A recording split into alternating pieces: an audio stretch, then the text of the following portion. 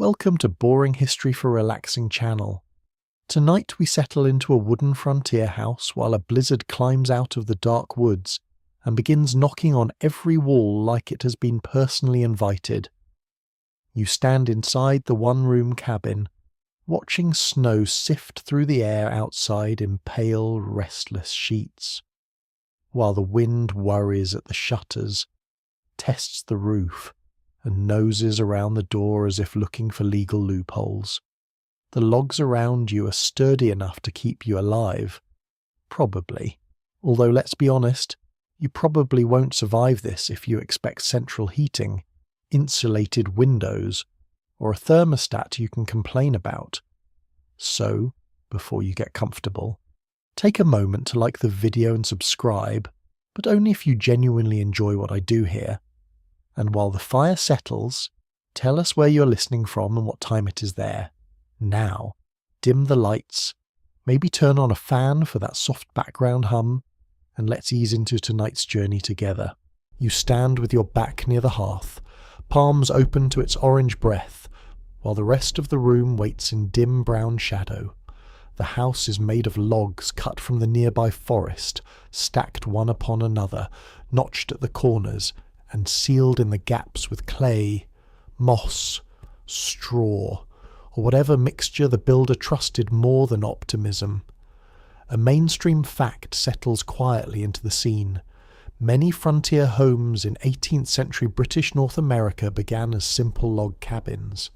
Because timber was abundant, tools were limited, and families needed shelter before artistry. Comfort arrives later, if it arrives at all, wearing muddy boots and apologising for the delay.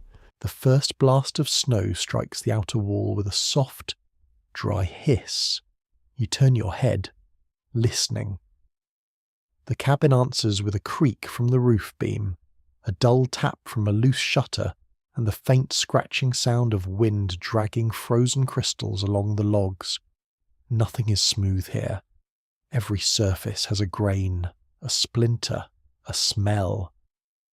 The wall beside you smells of smoke, damp bark, and old earth. The floor, made from split logs or rough planks, gives a little under your feet, because level flooring is one of those elegant ideas that seems to live farther east, probably near porcelain teacups and people who own more than one chair. A draught slips through a crack near the door and wraps around your ankle. It is not a dramatic draught. It does not roar. It simply exists with icy confidence, like a tiny tax collector. You shift your weight and look toward the doorway, where a heavy wooden latch holds the plank door closed. A folded skin or scrap of cloth has been pushed along the threshold to block the worst of the air. It helps, but only in the way a polite cough helps against a thunderstorm. The cabin has one main room, or perhaps one main room with a loft tucked under the roof. The idea of privacy is mostly theoretical, like a future invention nobody has gotten around to yet. A bed sits against the wall, low and heavy, dressed in wool blankets and maybe a straw mattress, called a tick, stuffed with whatever clean straw, leaves, or husks can be spared. Near it are pegs holding coats, caps, and stockings. A chest waits under the dimness, garden cloth, tools, and small treasures. In the corner a few household items hang from nails, a pot hook, a kettle, a wooden bowl, a broom made from twigs or corn husks. The whole place is a museum of necessity, except nobody has labelled anything, and the admission price is frostbite. The fire pulls your gaze back. It is not decorative. It is not there to create ambience for a charming winter evening. It is the centre of survival. In an 18th century house, especially one far from town, the hearth does the work of heater, stove, lamp, dryer, and emotional support animal. You watch the flames lick the underside of a blackened pot, while smoke rises toward the chimney. The chimney might be stone if the family has been here long enough and has enough skill or help. It might be clay-lined sticks, which sounds like a terrible idea because, frankly, sometimes it is. A quirky tidbit drifts in with the smoke. In some crude frontier chimneys, wooden frameworks were plastered thickly with clay to keep them from catching fire, a method often called a cat and clay chimney. It works until it does not, which is also a fair description of many 18th century plans. You step closer to the wall and see where the chinking has cracked. There, in the narrow seam between two logs, the storm has found a path. A fine powder of snow gathers on the inner sill like spilled flour. You brush it away with your fingers, and the cold bites instantly. The snow feels dry and sharp. You press a bit of rag into the crack, then add clay from a small lump kept near the hearth, soft enough now because warmth has spared it from freezing solid. The repair is ugly, but winter does not grade aesthetics. Outside, the woods vanish. There may be a path to a barn, a spring, a neighbour, or a road, but the night has swallowed all of it. You imagine trees standing with their branches bowed under the growing weight, fences disappearing one rail at a time, and the little clearing around the cabin becoming a bowl of white. In the 18th century, a storm is not merely weather, it is distance made visible. It turns 10 paces into effort, a mile into danger, and a neighbour into a rumour with a roof. The wind changes direction. It presses now against the opposite wall, and the whole cabin seems to breathe inward. The door trembles once. The shutter gives a hard clack. You pause, because listening is part of living here. You listen for the familiar and the unfamiliar, for ordinary wood settling, for animals stirring, for something too heavy to be the wind. The house is not silent, never silent. It snaps, ticks, sighs, and complains like an old relative who helped build the place and has opinions about your posture. Historians still argue whether the image of the isolated frontier cabin has been over-romanticised, because many settlers depended on networks of neighbours, kin, trade, and indigenous knowledge far more than later stories admitted. Still, tonight, with the blizzard thickening at the door, isolation feels very real. Even if a neighbour's hearth glows somewhere beyond the trees, that warmth may as well be across an ocean. You're enclosed in a little square of human effort, surrounded by weather that has no interest in your plans. You lower yourself onto a stool near the fire. The stool is simple, 3-legged, and more stable than it looks, which is a pleasant surprise in a century full of unpleasant surprises. Your shoulders loosen slightly. The air near the hearth is warm enough to make your cheeks prickle, while your back remains cool, as if the room cannot decide what season it is.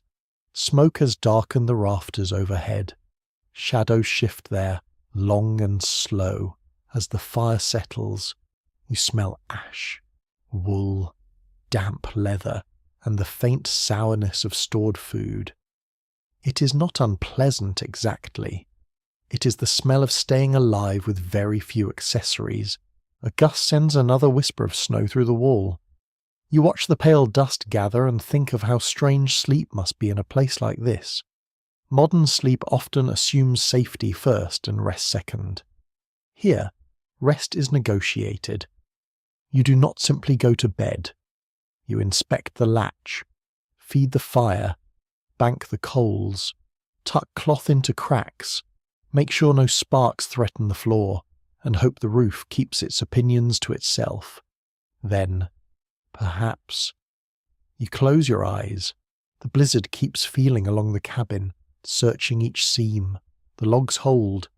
The clay holds well enough. The little rag at the crack begins to stiffen with frost, but it stays in place. You breathe slowly, and the fire answers with a soft pop. For the moment, the frontier house does what it was built to do. Not elegantly, not warmly in every corner, not with anything that would impress a visiting architect, but it stands between your skin and the storm, which is the sort of achievement worth respecting in a sleepy voice. The shutter clacks again, softer now, as if even the wind is getting tired. Snow gathers outside in deepening drifts. Inside, the hearth glows, the rough walls darken, and your small patch of warmth holds steady. You sit with the storm around you, the cabin beneath you, and the long night ahead, listening to winter try every crack and find in for now that you are still here. The fire has a temperament, and tonight you learn to respect it. It lives low in the hearth, curled around a bed of coals, breathing in soft orange pulses while the wind worries the dark beyond the walls. You crouch close, careful not to lean too far forward, because wool, linen, and loose sparks have never enjoyed a healthy relationship. The hearth is wide, blackened by years of smoke, and set with stones that hold the heat after the flames sink down. A kettle hangs from an iron crane, its belly dull and dark, and a small pot rests near the edge where the heat is less fierce. Everything near the fire has a job. Nothing is just decoration, unless you count the soot, which has decorated absolutely everything without being asked. You lift a split log from the stack beside the hearth. It is oak, or maple, or whatever hardwood could be cut, hauled, split, and dried before the snow lock the world into silence. Wood is wealth here, not in coins, but in hours of labour. A mainstream historical fact waits in the grain of it. Before coal stoves and modern heating became common, households across much of 18th century rural North America relied on open hearths for warmth and cooking, which meant constant attention to fuel. A fire is not a switch. It is a relationship, and frankly, it is a needy one. You lay the log across the coals. At first nothing happens. Then a thin thread of smoke rises, bending toward the chimney. A red line appears along the edge of the bark. The log sighs, cracks softly, and catches. Heat presses against your face while the back of your neck remains cool. This is the frontier version of climate control. One side of you roasts gently. The other side remembers every poor decision that brought you here. The room brightens. Shadows pull away from the rafters and retreat behind hanging coats. The chest, the bed, the ladder to the loft. The fire throws light unevenly, making objects seem to move when they do not. A wooden bowl gleams for one moment, then darkens. A pair of damp mittens stiffens on a peg, steaming faintly. Near the hearthstones, wet socks have been arranged with the seriousness of sacred offerings. They smell like wool, smoke, and feet trying their best. You reach for the poker, a simple iron rod blackened at the tip. You stir the coals, spreading them under the new wood. Sparks lift and vanish. A little ash drifts onto your sleeve. You brush it away before it eats a pinhole through the cloth, because even your clothing is part of the household economy. There is no cheerful frontier store open all night where you may replace a singed cuff.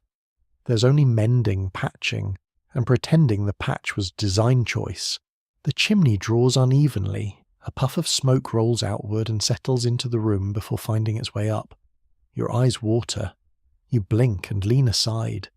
In many early houses, chimneys could smoke badly when wind shifted, when the fire was low, or when construction was rough. Some households kept the fire burning almost continuously because rekindling it could be difficult, especially when dry tinder was scarce. You glance at a small covered container where embers might be saved under ash. To let the fire die entirely is not merely inconvenient. It is an invitation to cold food, cold hands, and a morning that begins with unnecessary drama. A quirky tidbit glows in the ordinary work. Some families use tinder boxes holding charcloth, flint, steel, and dry plant fibres to coax sparks into flame. Charcloth, made by heating linen scraps with little air, caught a spark more easily than plain cloth. It sounds clever because it is clever.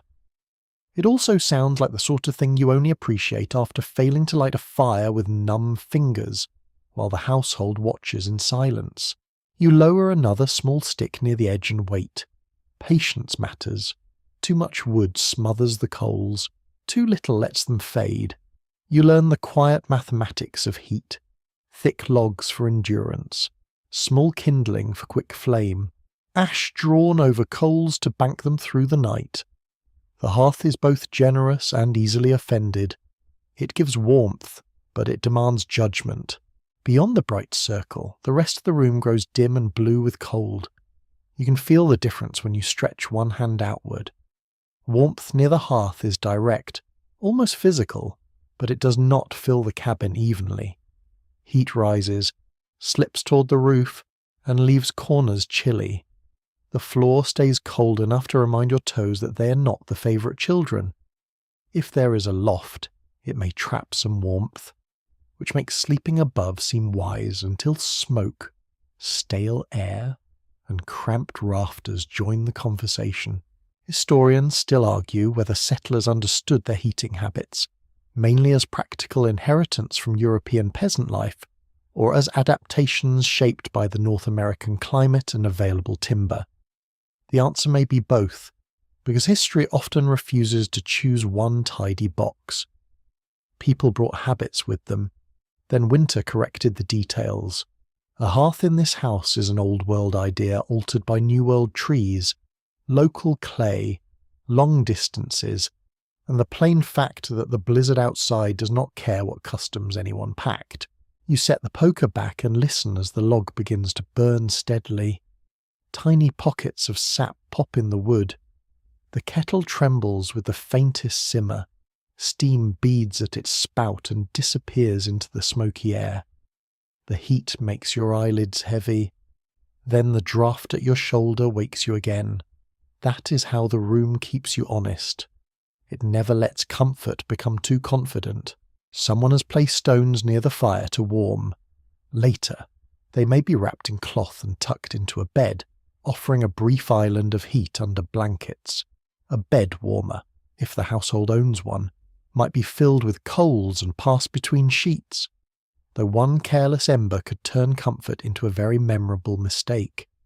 You can almost hear a sensible person saying not to scorch the bedding, which is excellent advice, and also the kind most often given after the scorching has already happened. The fire shrinks, flares, and steadies. You feed it one more time, not extravagantly, because the woodpile must last through the storm and beyond. Outside, more snow stacks itself against the house, muting the world. Inside, the hearth speaks in small sounds, a crack, a hiss, a settling crumble of ash. Your hands warm, then your wrists, then the tired bones beneath. The glow softens the hard edges of the room.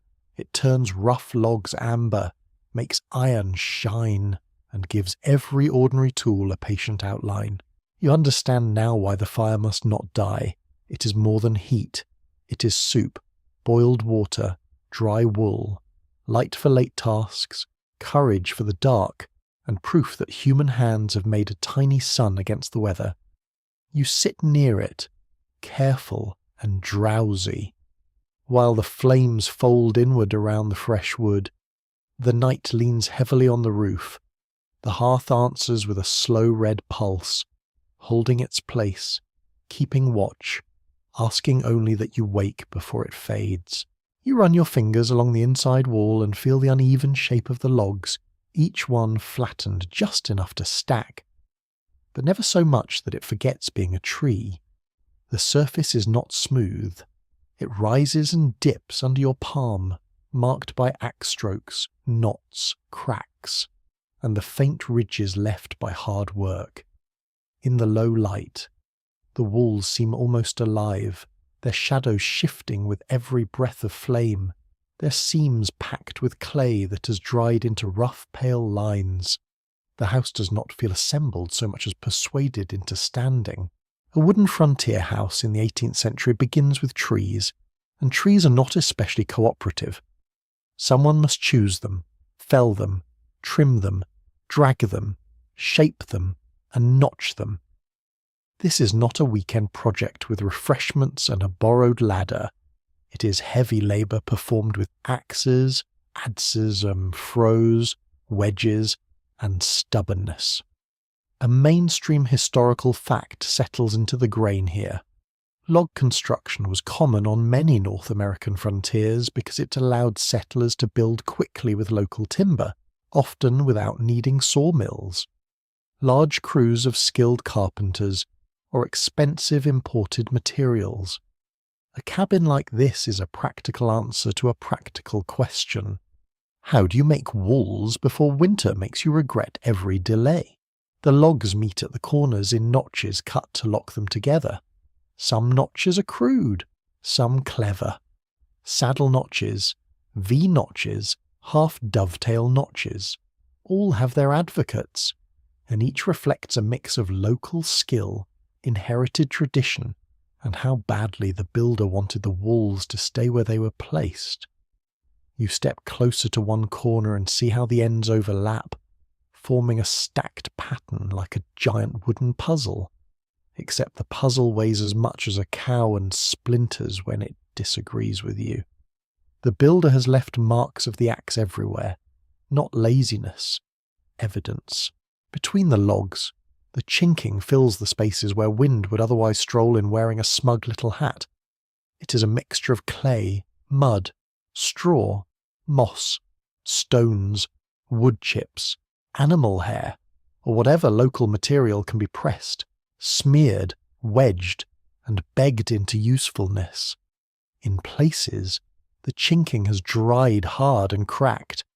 In others, it bulges outward in lumpy patches, the frontier equivalent of caulk applied by moonlight, while everyone quietly pretends it looks fine. You notice fingerprints still faintly preserved in one patch near the door, pressed there by hands that may have been cold, hurried, or simply tired of explaining to winter that it was not welcome indoors. The roof slopes overhead, low and dark. It may be covered with split wooden shingles, bark, or clapboards weighted and pegged into place. Each piece is a promise made against rain and snow, and promises on the frontier require maintenance. A leak is not an abstract home improvement issue. It is damp bedding, spoiled food, ruined tools, and a miserable drip near your ear when you're trying to sleep. You look up and imagine the snow piling above, pressing its soft white weight over rafters that were lifted by hand. The roof holds, but it does not brag. Bragging is dangerous. Winter might hear. The floor beneath you is as honest as the walls. In the roughest cabins, it might be packed earth, swept flat and hardened by use. In better cabins, puncheon floors are made from split logs, their flat sides turned upward and smoothed enough to keep toes mostly safe. Mostly is doing heroic work in that sentence. You shift your foot and feel a ridge under your sole. The boards are not perfectly level. A chair might wobble.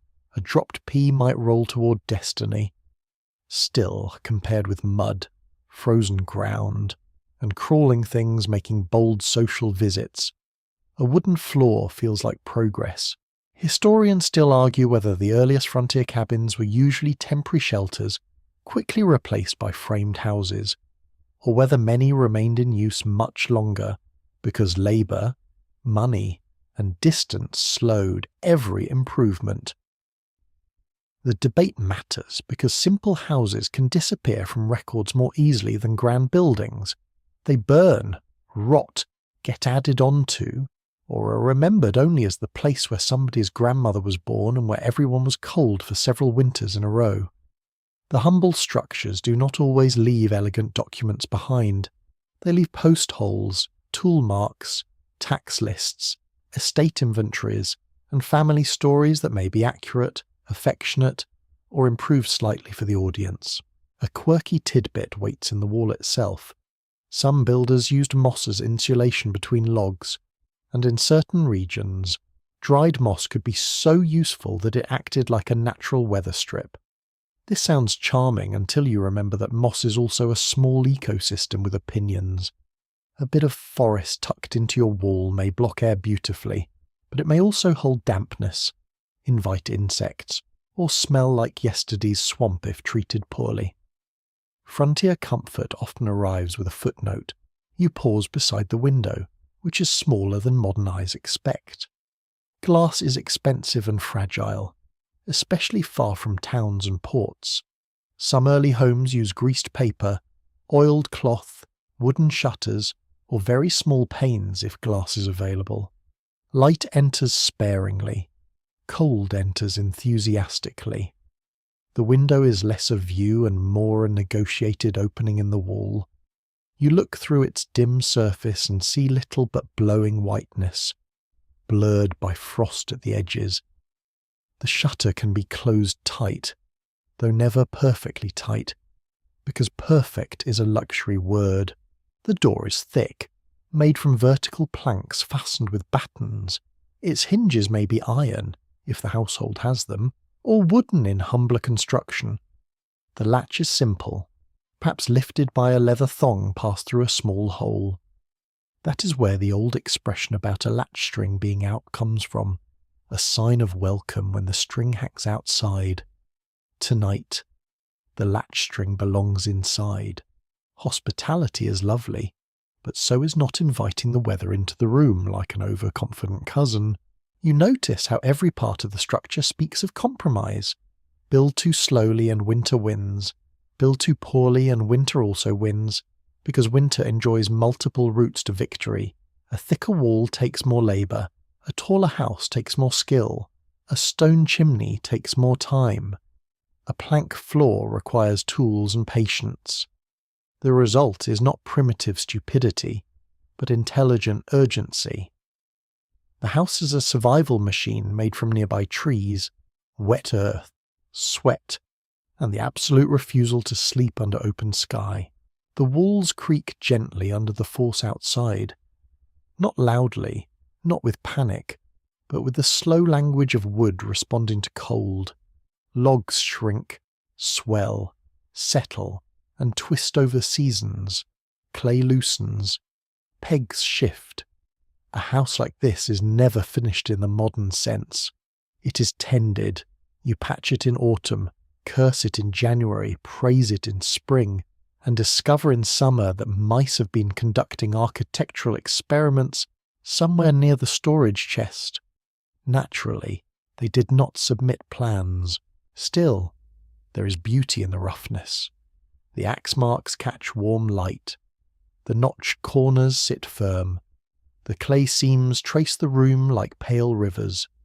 You stand within the labour of many days, perhaps many hands, and feel the walls hold back the dark weather grain by grain. Not perfectly, not gently, but enough. The frontier wooden house does not promise ease. It promises a boundary, a human-made pause between body and storm, and tonight that boundary feels like the most reasonable miracle imaginable. You move toward the bed with the careful seriousness of someone approaching the only soft object in a very hard century. The room has grown darker at the edges, and the cold has gathered low along the floor, waiting patiently for toes, ankles, and any foolish bit of skin left uncovered. The bed looks inviting in the way a frontier bed can look inviting, meaning it appears less likely to injure you than the floor. That is not nothing. Luxury sometimes begins as a choice between straw and splinters. The bedstead is sturdy, built from wood, with ropes or wooden slats supporting the mattress. If ropes are used, they must be tightened from time to time, because a sagging bed is not romantic after a day of hauling water, chopping wood, and arguing silently with weather. The phrase sleep tight is often linked in popular imagination to rope beds, though historians caution that the exact origin of the saying is not so simple. Still, you can appreciate the idea as you look at the frame. A loose rope bed would turn rest into a hammock with grievances. The mattress, if that generous word may be used, is a tick filled with straw, hay, corn husks, feathers if the household is fortunate, or a mixture that depends on season and means. A mainstream historical fact settles into the bedding.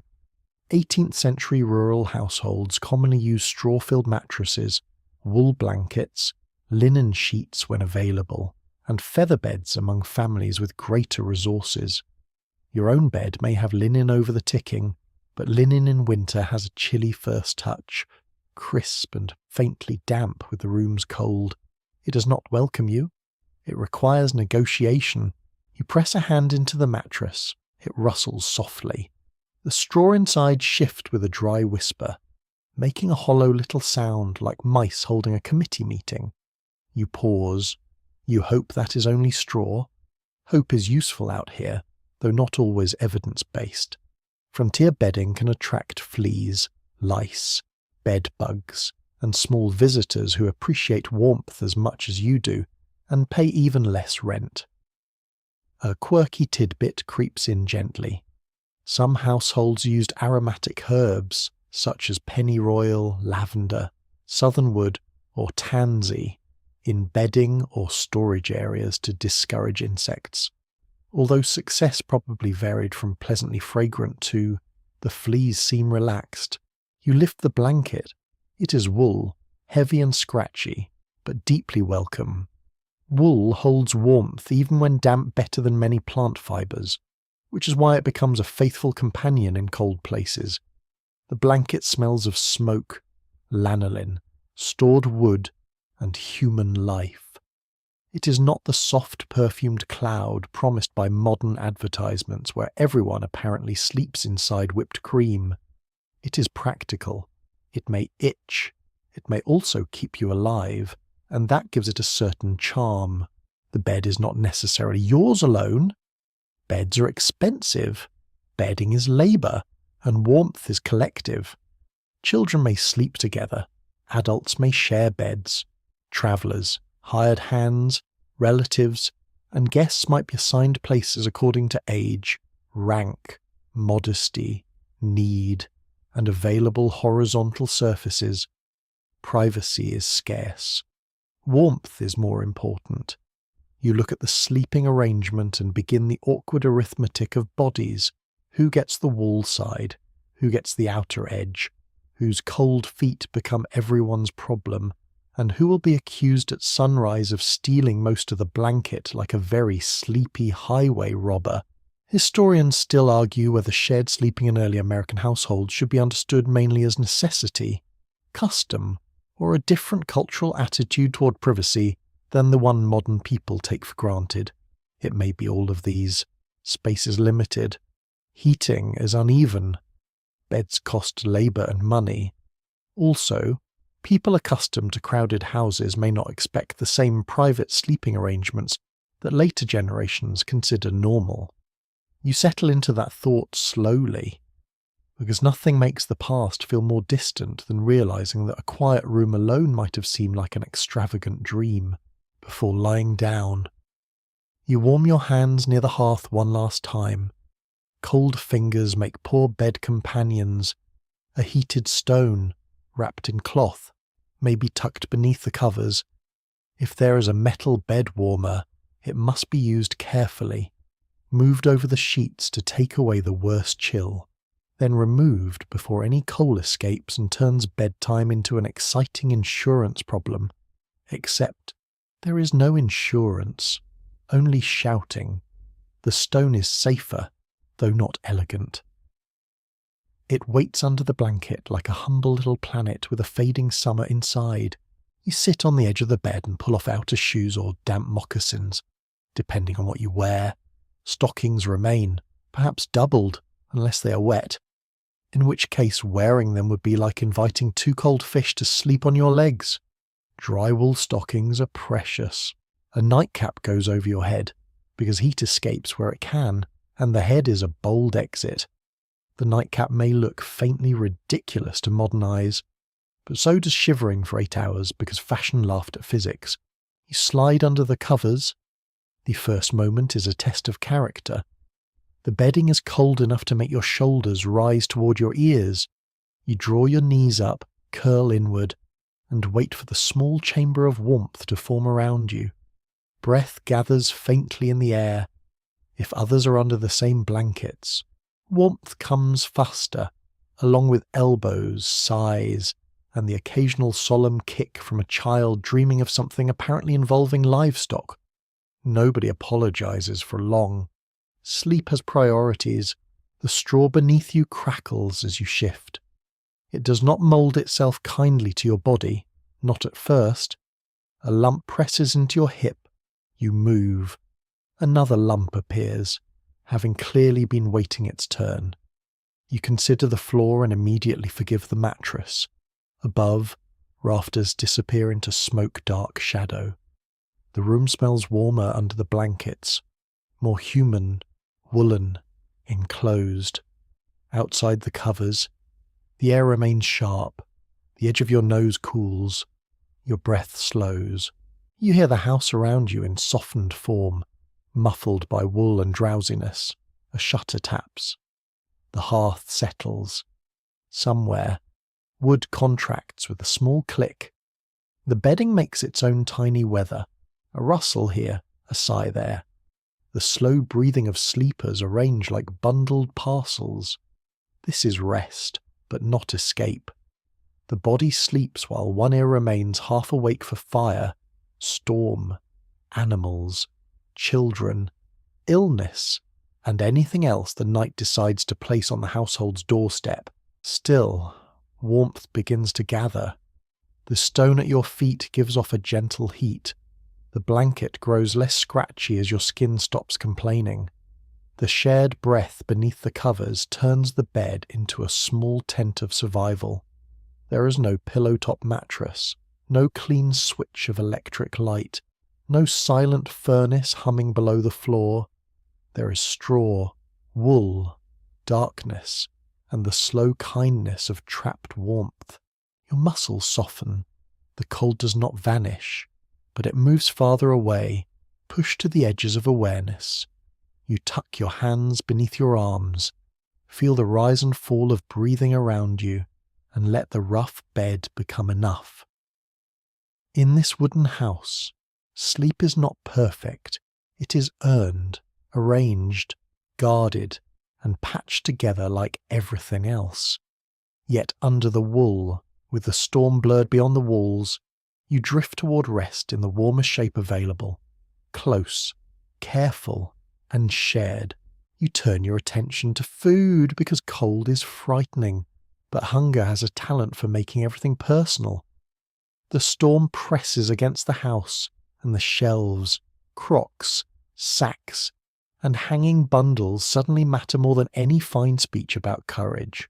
Winter is not only endured by strong character, it is endured by calories, salt, smoke, dry storage, and the humble ability to make the same meal feel slightly different 6 nights in a row. This is where frontier creativity becomes very real, and also where you learn that cornmeal has range, though it may not always have charm. A sack of cornmeal rests near the wall, lifted off the floor if possible to discourage dampness and nibbling visitors. Corn is one of the great anchors of survival in much of 18th century North America. Grown widely, dried, ground, boiled, baked, fried, and turned into a dozen plain dishes that fill the belly without asking to be admired. A mainstream historical fact sits right in the meal sack: maize, learned from indigenous agricultural traditions and adapted by European settlers, became a staple crop for many colonial and frontier households. Without it, many families would have faced winter with far less confidence and far more dramatic stomach noises. You scoop a little meal into a wooden bowl. It feels gritty between your fingers, faintly sweet and dusty. Mixed with water and a pinch of salt, it can become mush, journey cake, ash cake, or a rough porridge. Add milk, if there is any. Add fat, if you're fortunate. Add maple sugar, molasses, or dried fruit. And suddenly, everyone pretends this was the plan all along.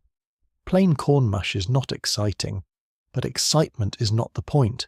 The point is waking up tomorrow without your insides composing sad ballad.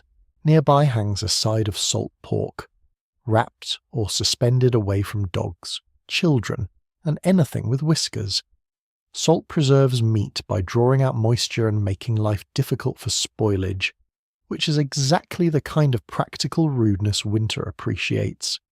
Bacon, ham, salted beef, smoked venison, dried fish, and sausages may all appear depending on place, season, culture, and luck. You cut only what is needed, because stored meat is counted in future days. A careless feast now becomes a thin broth later, and frontier math is extremely unforgiving. The pork smells sharp and savoury when warm near the hearth. A small strip dropped into a pot can flavour beans, greens, or cornmeal. Its fat melts and shines, precious as lamp oil. You understand why grease is saved, scraped, stored, and reused. Fat means energy. Fat means cooking. Fat means a person has more strength to haul wood and less desire to stare silently at the wall until spring. Modern people may debate dietary trends with great passion, but here the question is simpler. Will this help keep you from freezing? If yes, congratulations, it is dinner. A crock of beans sits in a cool corner, dry and hard, waiting for soaking and long cooking. Beans are patient food. They ask for time and fire, then repay both with steady nourishment. Peas, turnips, cabbages, onions, pumpkins, and squash might be stored in cellar pits, lofts, bins, or cool spaces if the household has them and if rot has not staged a rebellion. Dried apples hang in rings, leathery and sweet, a little taste of autumn folded into winter. You hold one between your fingers and bend it. It flexes like old leather, which is not the most poetic comparison, but after enough corn mush, it becomes a delicacy. Historians still argue whether frontier diets were usually monotonous and meagre, or more varied than later stereotypes suggest, depending heavily on region, season, wealth, trade, hunting, gardening, and relationships with nearby communities. Both pictures can be true. Some households ate repetitive meals built around corn, pork, beans, and milk.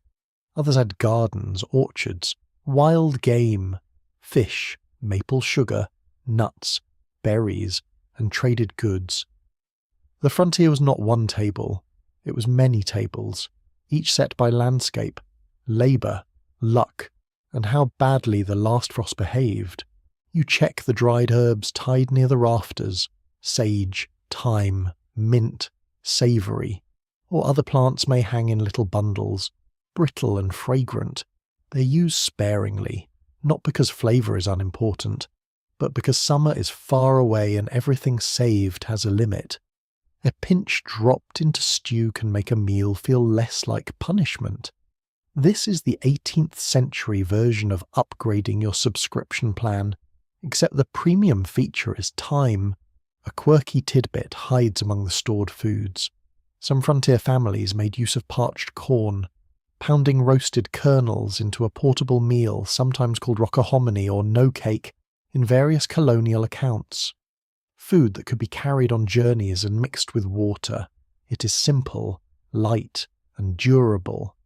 It is also the kind of thing you appreciate most when every other option requires a pot, a fire, and several hours of patient hunger. Food for travel and storms often favours endurance over joy, which explains much of human history and possibly some modern office lunches.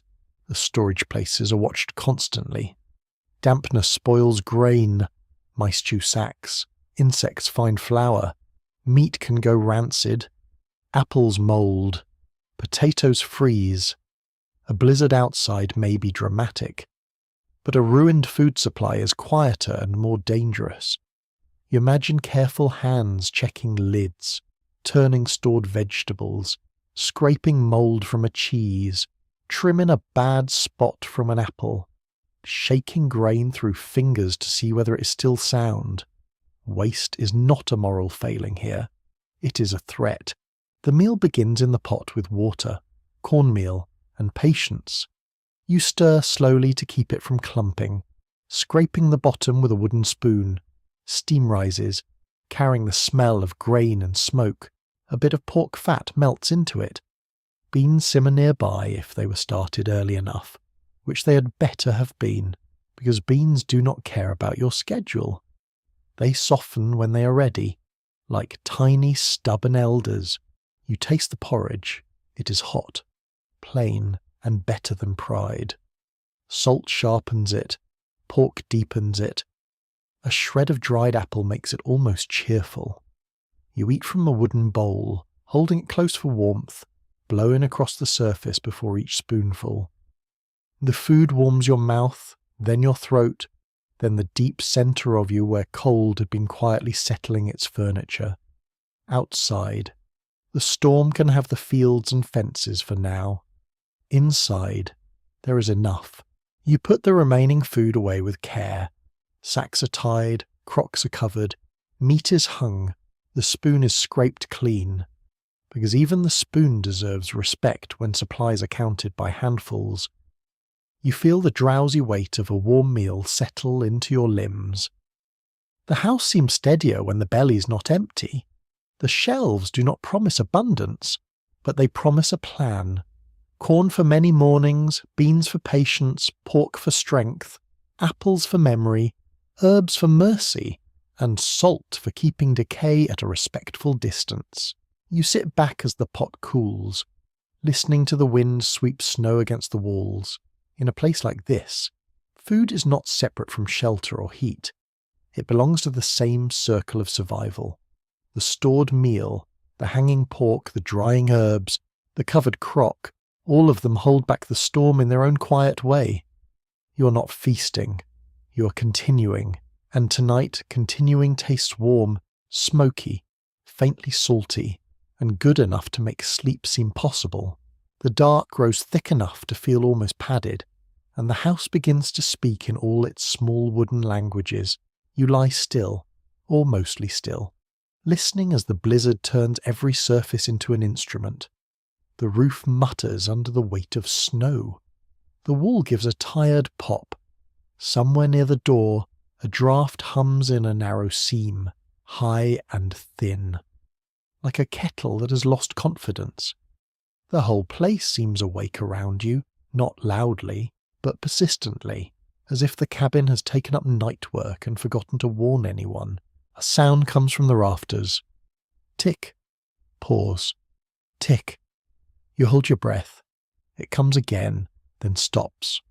Cold makes wood contract, and heat from the hearth pulls at the beams from below, so the house clicks and settles as temperatures shift. A mainstream historical fact rests inside this steady discomfort. 18th century wooden houses, especially rough log structures, often had loose joints, simple shutters, uninsulated walls, and open hearths, all of which made them noisy in wind and cold. Silence in such a place is not the natural condition. Silence would be suspicious. Silence would be when you sit up and ask what broke. The wind finds the chimney next. It drops a low moan into the flue, then lifts it into a hollow whistle. Smoke stirs, ash whispers. The sound changes as gusts pass over the chimney top, and for a moment the hearth seems to breathe backward. You smell smoke more strongly, bitter and familiar. The room tightens around it. You blink in the dimness and wait for the draught to correct itself. It does, grudgingly, because apparently even the chimney needs a moment to collect its thoughts. Then comes a sharper noise. A shutter knocks once, twice, 3 times. Not a gentle tap, but a wooden clack with rhythm enough to become annoying. You picture the latch outside straining against the wind, iron or wood rubbing in the cold. The sound carries through the wall and into your ribs. In daylight, you might go out and wedge it tighter. At night, in a blizzard, you negotiate with your imagination instead. Perhaps it will hold. Perhaps it will not.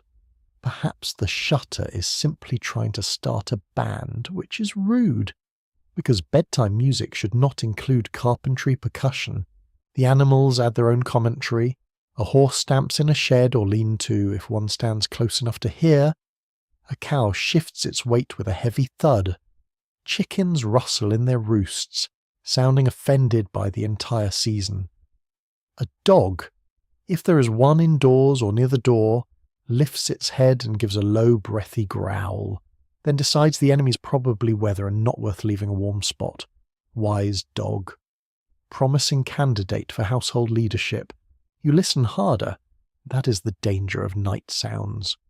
Once you begin listening, each ordinary noise grows a little costume and steps onto the stage as something alarming. Snow sliding from the roof becomes footsteps. A branch scraping the wall becomes fingernails. A loose peg tapping in the wind becomes a stranger at the latch. The mind is very talented at drama when given darkness, fatigue, and a room full of shadows. It does not need a theatre. It has a draughty cabin. A quirky tidbit wanders into the hush. In many rural communities, people read meaning into sounds during storms, taking owl calls, fox cries, odd knocks, or chimney moans as omens of weather, visitors, illness, or death. Not everyone believed the same signs, and not everyone admitted believing them, but old warnings travelled easily beside practical knowledge. When a storm shuts out the world, a strange noise feels larger than itself. Even a sensible person may become briefly medieval at 2 a.m. A fox cries somewhere beyond the trees, though the wind tears the sound apart before you can be sure. It is thin, high, and almost human. Your eyes open wider. The house creaks again, close by, and you remember that wild animals do not need to enter the room to enter your sleep. Wolves still roam some regions of 18th century North America, though attacks on humans are far rarer than fireside stories suggest. Bears may den for winter, but not every creature follows the schedule politely. Owls call from the timber. Branches crack under ice. The forest does not vanish because people built walls. It merely waits outside them, making noises at inconvenient times. Historians still argue whether frontier families feared wilderness sounds mainly because of real dangers, inherited folklore, or later storytellers exaggerating the loneliness of backcountry life. The answer, again, refuses to be tidy. Real threats existed: storms, fire, animals, injury, and isolation. Folklore gave those threats names and patterns. Later memory polished the stories until every cabin seemed to stand alone under a moonful of wolves. Yet here, in the dark, you do not need exaggeration. A single unexplained thump is enough. Another sound arrives, softer, a faint patter inside the wall, then a scrape. You turn your head slowly. Mice.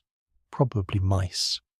They move through storage spaces, wall gaps, and corners with the confidence of tiny landlords. They chew, nest, steal crumbs, and treat human architecture as a series of suggestions. You imagine one pausing with a grain of corn in its mouth, listening to you listen to it. No one is impressed with anyone. The mouse resumes its business. The house shifts under a stronger gust. The door presses inward, held by its bar or latch. Snow grinds along the threshold. The sound is dry, like sand. You can sense the storm piling itself against the lower logs, building soft walls outside the walls. In the morning, the door may resist opening. For now, it trembles but stays shut. The sound of it holding becomes its own comfort. It does not need to be silent. It needs to remain closed. You hear breathing near you, slow and uneven, from sleepers tucked into blankets. Human breath is the gentlest sound in the room, and it steadies the rest. A sigh, a small cough, a shift of straw. Someone murmurs a word that belongs to a dream and then sinks again into sleep. The fire settles lower, and the coals make a faint crumbling noise, like red sugar collapsing. You take note without fully moving. The fire must be watched, but not every sound requires action. Living here means learning which noises need your body and which only want your fear. The blizzard rises again, pressing a long roar around the cabin until all individual sounds blur together. The roof, shutters, chimney, animals, trees, and walls fold into one steady winter voice. It is not peaceful exactly, but it becomes familiar. The mind tires of alarm. The strange thumps become old thumps. The moaning chimney becomes just the chimney. The mice remain criminals, but small ones. Even the shutter's clack grows dull, less like danger and more like a tired metronome counting the hours until grey morning. Your shoulders release. You let the sounds pass through the room without chasing each one. The house creaks because it stands. The wind moans because it moves. The animals stir because they're alive. Snow hisses because the world outside is being remade flake by flake. You rest inside the noise, wrapped in darkness, smoke, wool, and wood, while the storm plays every beam and crack it can find. Nothing is silent, nothing is still, yet in the steady conversation of the night you begin to drift, hearing the cabin answer winter with 1,000 small sounds, and every one of them, for now, means you remain sheltered. You push yourself upright and feel the cold waiting beyond the blankets like a patient creditor. The animals must be checked, because a frontier household does not sleep peacefully while its living wealth stands in wind, snow, and darkness. A cow, a horse, a few chickens, perhaps pigs in a rough pen, all of them matter. They are not background scenery. They are milk, eggs, haul and power, meat, manure, warmth, trade, and trouble with hooves.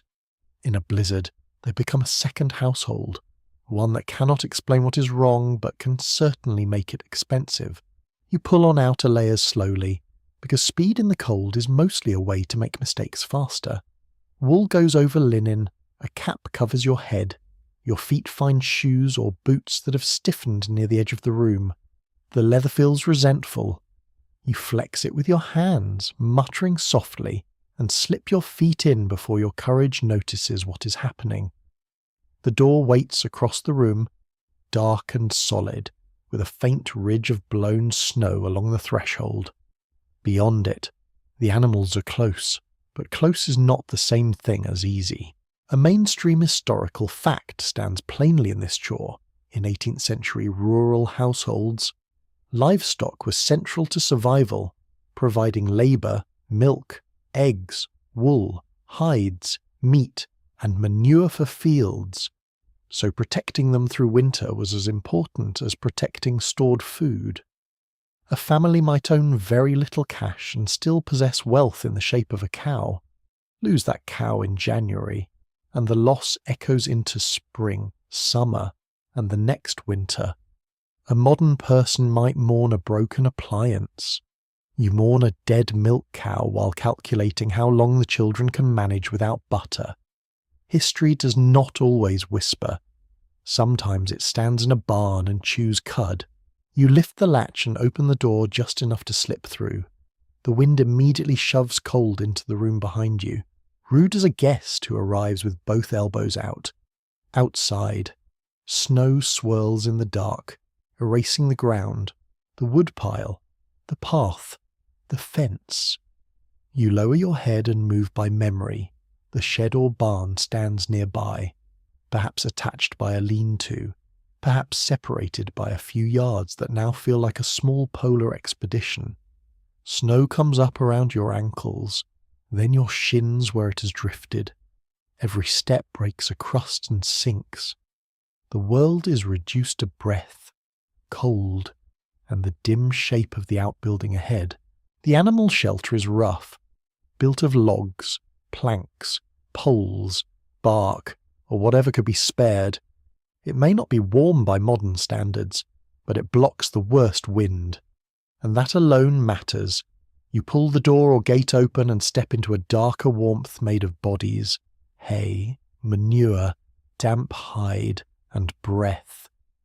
The smell is strong, almost physical. It wraps around you, sour and grassy and alive. After the freezing air outside, it feels strangely welcome. which is how you know winter has lowered your standards in a very efficient manner. A cow turns her head and exhales steam.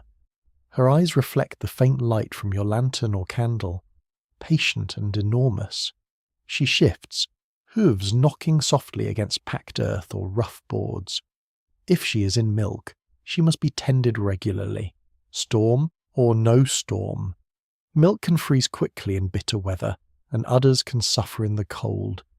You run a hand along her flank, feeling warmth under the hide. She's thinner than in autumn, perhaps, ribs easier to find beneath winter hair. Hay must stretch. Grain is precious. A cow in winter is both comfort and calculation. Nearby, a horse stamps and tosses its head, annoyed by the noise outside and the confinement within. Horses are power on the frontier. They pull, carry, plough, haul, and sometimes decide to become philosophers at the worst possible moment by refusing a perfectly reasonable command. You check the rope, the manger, the water. If water has frozen in a bucket, it is a problem that waits for your hands. Animals need liquid water, not a decorative block of ice pretending to be helpful. You break a crust with a tool and hear the sharp crack ring through the dark. Chickens huddle together on a roost, puffed into round, offended bundles. Their feathers trap warmth, but drafts can be dangerous, and frostbite can take combs and wattles. You peer at them, counting shapes. One opens an eye, judges you, and closes it again. Chickens have mastered the art of making humans feel like staff. Their eggs, when they're laying, are valuable food, but winter often slows production. Less daylight, cold, and poor feed reduce the supply. The hens are not lazy. They're simply negotiating seasonal labour conditions. A quirky tidbit belongs to this smoky animal dark. In many cold regions, people valued the heat of livestock so much that barns, stables, or animal spaces were sometimes built very close to living quarters, and in parts of Europe people even shared building complexes with animals under one roof. On the North American frontier, arrangements varied widely, but the basic idea was clear. A large animal is a walking furnace with opinions, and in January that is not a small thing. The difficulty is that walking furnaces also produce smells, flies in warmer weather, and an impressive amount of manure. Nature is generous, but rarely tidy. You fork hay into the manger. The hay is dry but dusty, and it scratches your wrists. Each armful represents summer labour, mowing, drying, turning, hauling, stacking, covering, hoping rain stayed away at the right time. Winter feeding is summer work, returning in another form. The cow pulls at the hay, slow and steady. The horse noses through it, searching for the best stems, because even in a blizzard there is room for criticism. You resist the urge to lecture the horse about gratitude. It would not go well. Historians still argue whether frontier families generally prioritize livestock shelter as carefully as human shelter, or whether animal care varied so sharply by region, wealth, and settlement age that broad claims become misleading. A new household might have only a crude pen and a brush shelter. A more established farm might have a barn, stable, hayloft, and fenced yard. Climate mattered. Culture mattered. So did luck, neighbours, tools, and whether last year's harvest left enough fodder. The animals tell the truth of a household's resources in winter more clearly than any proud story told in summer. You check the pigs, if they are kept close. They may be in a pen with bedding, grumbling and straw, stout and bristly, surprisingly delicate in certain weather despite their reputation for toughness. Pigs turn scraps, must, and grain into meat, but they also root, escape, squeal, and behave as if fences are philosophical suggestions. In deep cold, they need dry bedding and shelter from wind. You hear one snort, then settle heavily. It sounds like a barrel deciding to nap. Manure must be considered even now, not fully cleaned perhaps, not in the storm, but watched. Too much wet filth chills animals and spreads sickness. Yet manure is also future fertility, collected for fields when the season turns. The frontier has a talent for making one thing both disgusting and valuable. This is also true of many historical necessities and, occasionally, committee meetings. Your fingers begin to ache despite the work. You tuck them under your arms and look once more around the dim shelter. The animals breathe in slow clouds, hay rustles, hooves shift, feathers fluff. The shelter creaks but holds. Their warmth collects under the low roof, not enough to make you comfortable, but enough to remind you that life gives off heat simply by continuing. You fasten the gate, secure the latch, and step back into the storm. The cold strikes your face instantly behind you. The animals settle into their enclosed darkness, fed and counted. You follow the broken path toward the house, carrying on your clothes the smell of hay, hide, smoke, and barnyard life. It is not graceful, it is not poetic in the usual polished way, but it is survival with breath in it, warm and heavy, waiting near the human dwelling like a second heartbeat in the snow. Inside again, you close the door firmly and press the latch down. Your hands sting as they warm. Snow melts from your sleeves in tiny beads. The house smells different now because you have brought the animal world in with you, and no one is fooled. Still, there is comfort in the knowledge that the creatures outside are standing, breathing, chewing, roosting, and holding their own against the weather. In the deep hush of the blizzard, their lives are tied to yours, and yours to theirs, by hay, labour, milk, eggs, warmth, and the simple nightly duty of checking that all hearts are still beating. You dress for the cold in layers, not with elegance, but with the grave purpose of someone preparing to argue with the weather using fabric. The air inside the house still has teeth, especially near the floor, and every garment has to earn its place. Linen goes closest to the skin, smoother and easier to wash than wool. Wool goes over it, heavier, warmer, and always ready to remind you that comfort is not its main ambition. If fashion were a battlefield, frontier winter clothing would be a padded little fort with sleeves.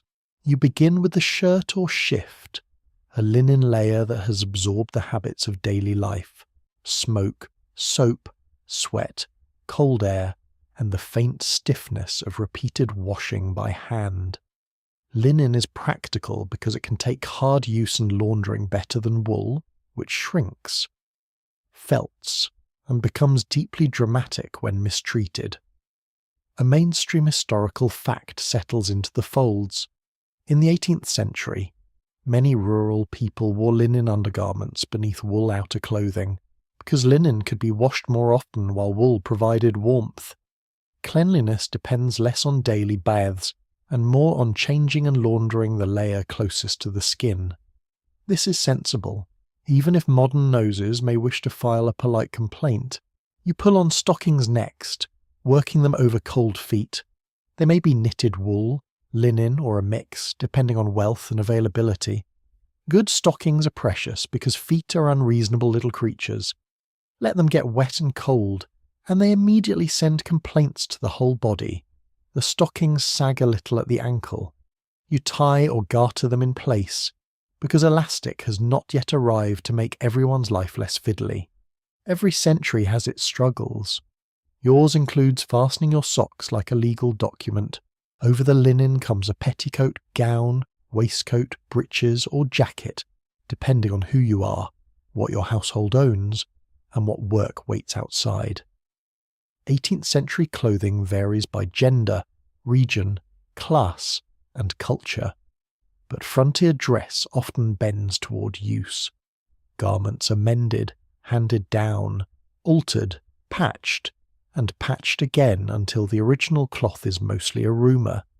You feel a thick woolen layer settle on your shoulders. It is heavy, not unpleasant exactly, but present. Clothes here are not light whispers of style. They are equipment. The wool scratches at the neck, You adjust it and remind yourself that itching is better than shivering. A neckcloth, kerchief, or scarf helps close the gap where warmth might escape. Cold loves gaps, it studies them. It has opinions about cuffs, collars, waistbands, and seams. You tie the cloth snugly and immediately feel more human. A small covered place at the throat changes everything, which proves that the body is basically a drafty house with ambitions. You reach for mittens. Gloves are useful when fingers must work separately, but mittens keep fingers together, sharing warmth like sensible villagers in a tiny wool meeting house. If the household has knitted mittens, they are treasured. If not, hands may be wrapped, tucked, or shoved under arms whenever possible. Fingers are needed for every task: tying, milking, carrying, mending, lifting, stirring, and occasionally pointing at a problem while saying nothing because everyone already knows. You slide your hands inside the mittens and flex them. The shape is clumsy, but kind. A cap comes next. Not optional. Bareheaded pride is for portraits, not blizzards. A linen cap, wool cap, knitted cap, or hood protects the head and ears, holding in warmth and sparing you from the peculiar misery of cold ear rims. You pull it low. Your reflection, if you had a good mirror, might look less heroic than bundled, but survival does not require cheekbones. It requires ears that still feel attached. Historians still argue whether frontier clothing should be described as plain, rugged adaptation, or as a continuation of broader 18th century fashion in simplified local form. Both ideas can live under the same cap. People did not abandon style just because trees were nearby and winter was rude. They still cared about appearance, status, modesty, colour, cut, and custom when they could. But mud, labour, scarcity, and weather edited the wardrobe. Fashion came through the door, looked around, and agreed to wear thicker stockings. A quirky tidbit waits in the seams. Homespun cloth was often celebrated later as a symbol of independence and virtue, especially during political boycotts of imported British goods. But many colonists still preferred imported textiles when they could afford them. Homespun could be patriotic, necessary, respectable, scratchy, uneven, or all of those at once. A garment might carry politics, poverty, pride, and lint in the same sleeve. History loves making cloth do extra work. You examine a patched elbow. The patch is darker than the sleeve and sewn with firm, visible stitches. There is no shame in it. A patch means someone cared enough to keep the garment useful. Cloth takes months of labour before it becomes clothing. Planting or raising fibre, harvesting flax or shearing sheep, cleaning, carding, spinning, weaving, cutting, sewing. Even when cloth is bought, it is expensive in the terms that matter here. Time, skill, trade, money. When money exists, a tear is not tossed away. It is answered with needle and thread. Shoes wait near the hearth, leather darkened by damp and smoke. They are stiff, perhaps square-toed, perhaps tied or buckled, perhaps repaired more than once. In some regions and circumstances, moccasins or shoe packs are worn too, influenced by indigenous designs and local practice because warm, flexible footwear is not a cultural luxury when snow has opinions. You push your foot into a shoe and feel the cold leather resist, then yield. It will warm eventually. Possibly by spring, you lace or buckle it, then stand. The weight of the clothing changes how you move. Arms swing wider, knees bend against layers. The body becomes slightly less graceful, but far more prepared. When you sit, cloth bunches. When you reach, cuffs tug. When you breathe, wool and linen hold a small pocket of warmed air close to the skin. That pocket is the true garment. The fabric is only the fence around it. You think of washing days, when garments are boiled, beaten, rinsed, wrung, dried, and cursed in a very wholesome manner. In winter, drying clothes is its own slow problem. Damp cloth can freeze stiff, wool near the hearth can scorch, smoke settles into everything, so even clean clothes may smell like a chimney's diary. Still, clean linen matters for health and comfort. People may bathe less often than modern habits prefer, but they are not indifferent to cleanliness. They manage it through laundry, airing, brushing, and changing what can be changed. The layers settle around you, and the cold retreats a little. Not defeated. It is never fully defeated, but delayed, muffled, made to work harder. That is the entire art. Linen draws sweat away. Wool traps warmth. Caps protect the head. Mittens gather fingers. Stockings guard the feet. Every tie, pin, seam, and patch joins the quiet argument that the body should remain warm enough to continue. You sit near the dim glow, bundled like a carefully wrapped parcel no one should mail. The house creaks. The snow presses outside. Inside your woolen shell, your breathing slows. The clothing smells of smoke and work, sheep and soap, storage and weather. It is not delicate. It is not glamorous. It is soft armour made by hands, worn by necessity, and trusted through the long cold hours when the frontier has no patience for anyone underdressed. Morning announces itself without warmth. The room grows slightly less black, then slowly grey, as if daylight is being poured through wool. You open your eyes and discover that the cold has not left. It has merely changed posture. It sits on the floor, clings to the walls, and waits inside the water bucket with the patience of something that knows it has already won the first round. You push aside the blankets and feel the air close around your face. A thin crust of ice rims the inside of the water pail. The dipper is stuck to it, tilted at an unfortunate angle, like a tiny boat trapped in a frozen pond. Water is one of those things that seems simple only when it arrives through pipes. Here it must be fetched, carried, guarded, thawed, boiled, rationed, and respected. A mainstream historical fact rests in the bucket. Before indoor plumbing, rural households in 18th century North America depended on wells, springs, streams, rain barrels, or melted snow for water, and winter made every one of these sources harder to use. You break the ice with the handle of a spoon. It cracks sharply, louder than expected in the quiet room. You lift out a sheet as clear and thin as poor glass. Beneath it, the remaining water is bitterly cold. You pour some into a kettle and hang it near the fire because warm water is not just comfort.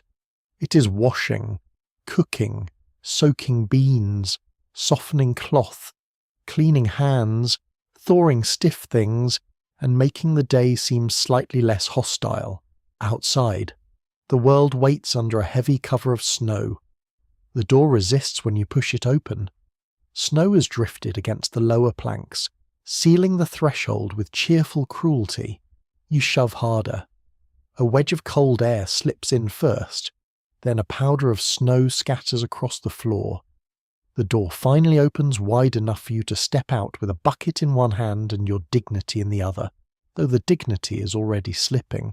The path to the water source has disappeared. If there is a well close by, you're fortunate. If the spring is farther away, the chore becomes a careful little expedition. Snow muffles every landmark. The fence is a rounded white line. The woodpile is a lump. Bushes become soft ghosts. You move slowly, lifting your feet high, because walking through deep snow makes a person look like a determined heron with household responsibilities. At the well, the rope is stiff. The windlass creaks. The bucket below may strike ice if the water surface is frozen, or the well mouth may be rimmed with frozen splash. You work carefully. A fall here would not be dramatic in the heroic sense. It would be cold, dangerous, and extremely inconvenient, which is how many real disasters begin. You lower the bucket, wait for the splash, then haul. The rope burns cold through your mittens. Water rises slowly, each pull heavier than the last. If the household depends on a spring, the job changes. A spring may remain partly open when streams freeze, especially if the water flows steadily from underground. But reaching it in a blizzard means clearing snow, kneeling on frozen ground, and filling containers while your fingers become philosophical about leaving your body. Streams can be worse, hidden under snow and ice, with weak spots waiting beneath a harmless white surface. Water is necessary. Water is also a trap with excellent manners. Historians still argue whether daily water labour shaped household time more deeply than many written records reveal, especially because such work was often performed by women, children, servants, or enslaved people whose routines were underdocumented. The ledgers may list land and livestock, the diaries may mention storms and visits, but the buckets moved every day, the hands cracked every day, the kettle filled every day. History often remembers the speeches and forgets the person breaking ice before breakfast. You carry the bucket back carefully, trying not to spill. This is nearly impossible because water in a full bucket behaves like a small rebellious sea. It sloshes over the rim and darkens your glove. The wet place chills instantly.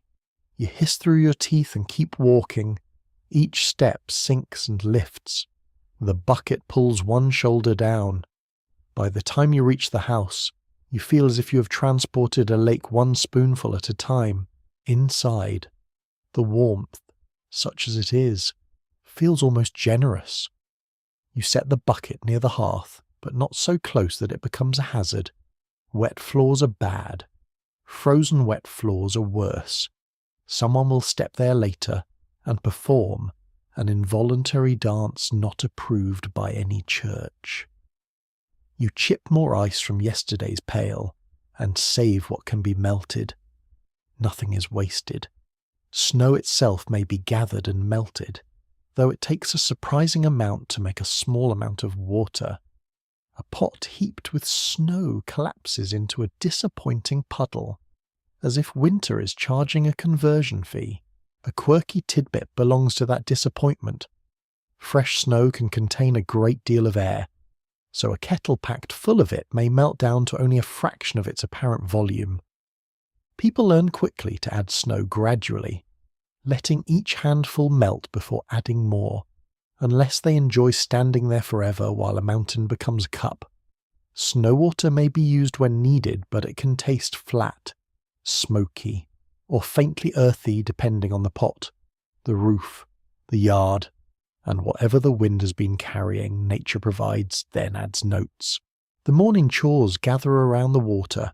You rinse a bowl, though not lavishly.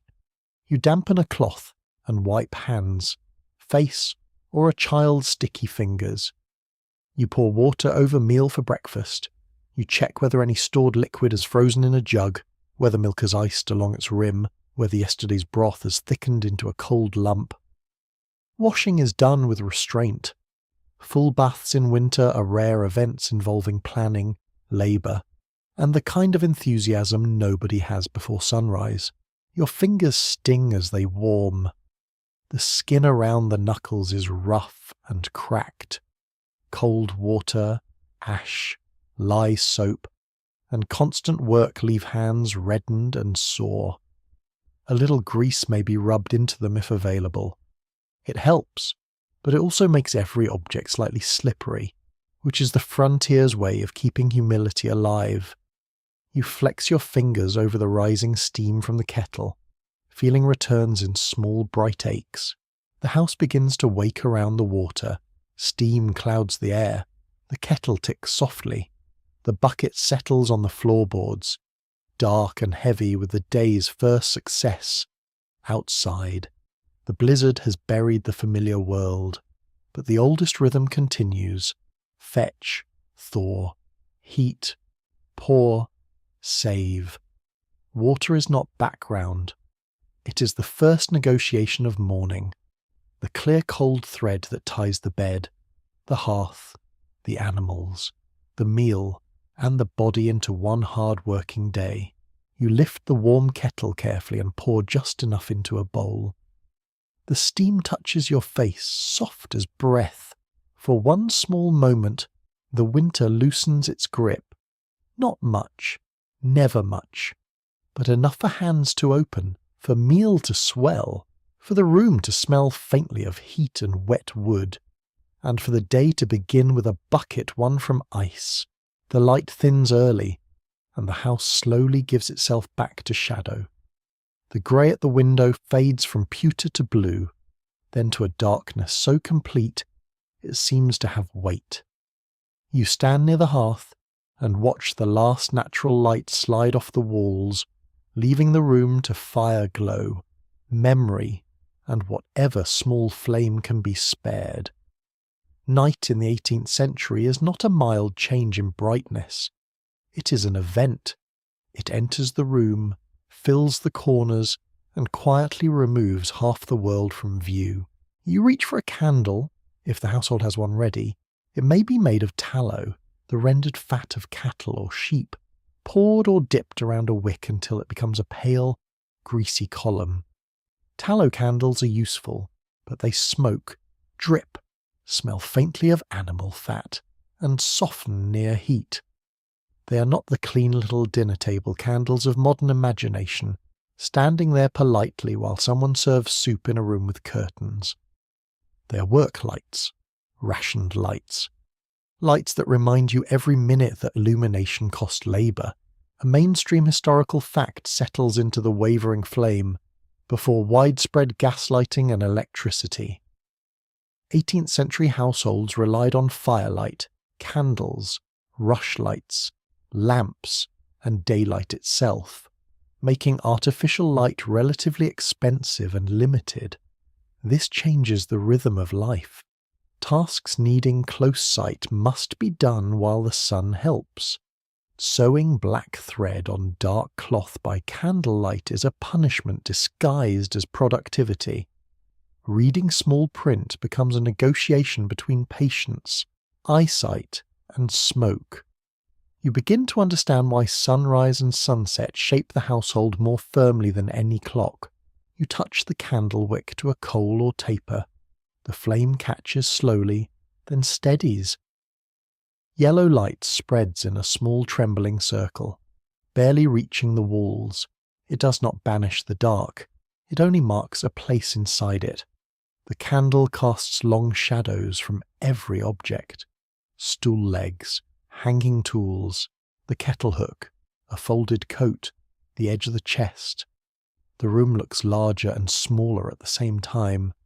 Larger because the shadows stretch. Smaller because everything beyond the candle's reach disappears. If there is no candle to waste, a rushlight may be used. A rush is cut from wet ground in warmer months, its outer skin peeled away to leave a strip holding the soft pith, then dried and drawn through grease. Once lit, it burns with a modest, fragile flame. A quirky tidbit glimmers here. Some rushlights could burn for only a short time, sometimes around 15 or 20 minutes depending on length and preparation. So people measured little tasks by the life of a single rush. Imagine telling yourself you'll just finish one small chore, then watching your lighting budget literally burn out before the knot is tied. Very motivating, slightly rude. You set the candle in a holder, perhaps iron, wood, or tin, with a broad base to catch drips. Wax candles made from beeswax are brighter, cleaner, and more pleasant, but they cost more and are less common in a plain frontier household. A beeswax candle smells sweet, almost floral, and burns with a steadier dignity. Tallow smells like the barn has entered a theological debate. Still, it gives light, and gratitude is easier when the alternative is walking into a table. The flame gutters as a draught slips through the room. You cup one hand around it until it steadies. Light is vulnerable here. A careless breath, a gust through a crack, a stumble, a child's sleeve, and the room can plunge into darkness or, worse, flare into danger. Fire is useful only when contained. That lesson sits inside every lamp, candle, ember, and hearthstone. You never fully relax around flame. You cooperate with it. Historians still argue whether the scarcity of artificial light shaped early American family life mainly by limiting activity after sunset, or whether people simply adapted with different habits of work, rest, storytelling, and sleep. The answer feels visible in the room. Some tasks do stop, others change. Hands continue to mend by touch. Voices become more important. Memory replaces written instruction. The fire becomes the brightest gathering point, not because it is cozy in a decorative sense, but because it is where faces can still be seen. You look toward the window and find it black, reflecting the candle back at you like a second, dimmer room. Outside may be a yard, a fence, a path, a barn, a forest, and a sky full of snow. But the glass or greased paper shows almost nothing. Night has closed the world. A modern street lamp can turn darkness into a mild inconvenience. Here, darkness is complete enough to hide a wood pile 10 steps away. It makes distance uncertain. It makes sound larger. It makes the familiar doorway feel farther than it is. A lamp might burn animal fat, fish oil, or another available fuel depending on place and supply. It gives a wider flame than a candle perhaps, but smoke and smell remain loyal companions. Wicks need trimming. Fuel must be saved. Soot collects on surfaces already well acquainted with soot. You can wipe a finger along a shelf and lift it darkened. The house is being slowly written over by every flame ever lit inside it. You try a small evening task. Maybe you mend a torn cuff, sort dried apples, carve a peg, or check a tool handle for splitting. The candle makes the work intimate and slow. Your hands move close to your chest, your eyes narrow. The rest of the room falls away. The world becomes needle, thread, cloth, flame. Then your shadow leans over the work and blocks the light, because even your own body has decided to be unhelpful. You shift. The shadow shifts. The candle smokes. Progress occurs, but not proudly. Children, if present, are warned away from the flame, not once, many times. Every household knows that loose cloth, straw, dry wood, and open light are an anxious combination. A candle carried to the bed must be watched. A rushlight dropped into bedding could become disaster. The dimness itself teaches caution. Feet learn the floor, hands learn the wall. You move through the room by habit, touching pegs, table edge, chest lid, door frame. Darkness maps the house into your body. The hearth gives the richest light, red and gold, low and breathing. Its glow does not show details well, but it softens faces and warms the air. Candlelight is sharper, smaller, fussier. Firelight is ancient and patient. Together they make a moving twilight indoors, enough for talk, enough for simple work, enough to keep loneliness from sitting too close. The candle burns lower. A clear bead of fat runs down its side and hardens in a crooked ridge. The wick mushrooms at the tip and needs trimming, or the flame will smoke more. You pinch it carefully with snuffers if you have them, or manage as best you can. Even maintaining light is a skill. Nothing here is automatic, not warmth, not water, not seeing. At last you let the room dim. The candle is saved before it wastes itself completely. The hearth remains, casting its red pulse over the logs, the floor, the folded clothing, the quiet tools. Darkness returns to the corners, but it no longer feels empty. It holds the shape of the house, the hush of snow, the soft breathing of sleepers, and the fading glow of a world lit one small flame at a time. A cough moves through the room before anyone speaks. It is small at first, just a dry catch in the throat from smoke, cold air, and sleep that has not quite finished its work. Then it comes again, deeper, bending a body forward beneath a blanket. You listen in the dimness, and the sound seems larger than it should. In a warm modern bedroom, a cough is often a nuisance. In this wooden house, during hard winter, it becomes information. It asks questions no one wants to answer before breakfast. The air's not kind to lungs. Smoke from the hearth can drift low when the chimney draws poorly. Cold slips through cracks and settles near the bed. Damp wool, crowded sleeping, poor ventilation, and long nights indoors all mingle into a heavy atmosphere. A mainstream historical fact rests in this uneasy breath.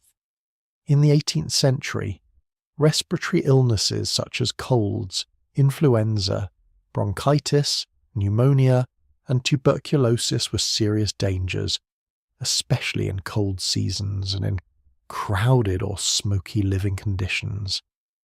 People might not use all those exact modern categories, but they knew the signs of a chest that struggled. You sit up slowly and pull a blanket around your shoulders. Someone near the wall coughs again, then spits discreetly into a cloth or small vessel. The sound is not dramatic, only tired. That tiredness is what troubles you. Illness here rarely arrives with a label. It comes as heat in the face, chills in the limbs, pain under the ribs, a sore throat, a child too quiet, an old person too weak to rise, or a cough that turns wet and stubborn. Diagnosis is often a matter of watching, comparing, remembering, and hoping. The body chooses the better road. A pot of water warms near the fire. Steam lifts into the chilly air, vanishing almost at once. You add dried herbs if the household has them. Sage, mint, horehound, yarrow, elderflower, or boneset might be used, depending on region, availability, and tradition. Some remedies soothe, some do little. Some taste so stern they make the patient reconsider being ill out of sheer politeness. You pour an infusion into a cup and let it cool enough to drink. The smell is bitter, green, and smoky. Medicine does not need to be delicious.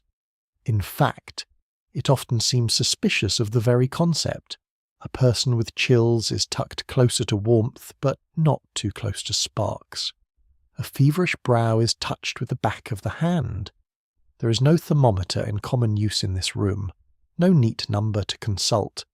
Heat is measured by fingers, by flushed skin, by shivering, by how the eyes look in candlelight. You might change a damp shirt, warm a stone for the feet, rub cold hands, offer broth, or urge tiny sips of water. Care is physical and repetitive. It is also exhausting, which is why no one in historical paintings ever looks quite as tired as they should. Historians still argue whether early American household medicine should be seen mainly as practical experience, inherited European tradition, indigenous influence, commercial remedies, religious belief, or a shifting mixture of all of them. The mixture matters. A frontier family may know local plants because neighbours taught them. A printed almanac may suggest bleeding, purging, or dosing. A grandmother may trust a poultice. A minister may urge prayer. An indigenous healer nearby may hold knowledge of plant settlers only partly understand.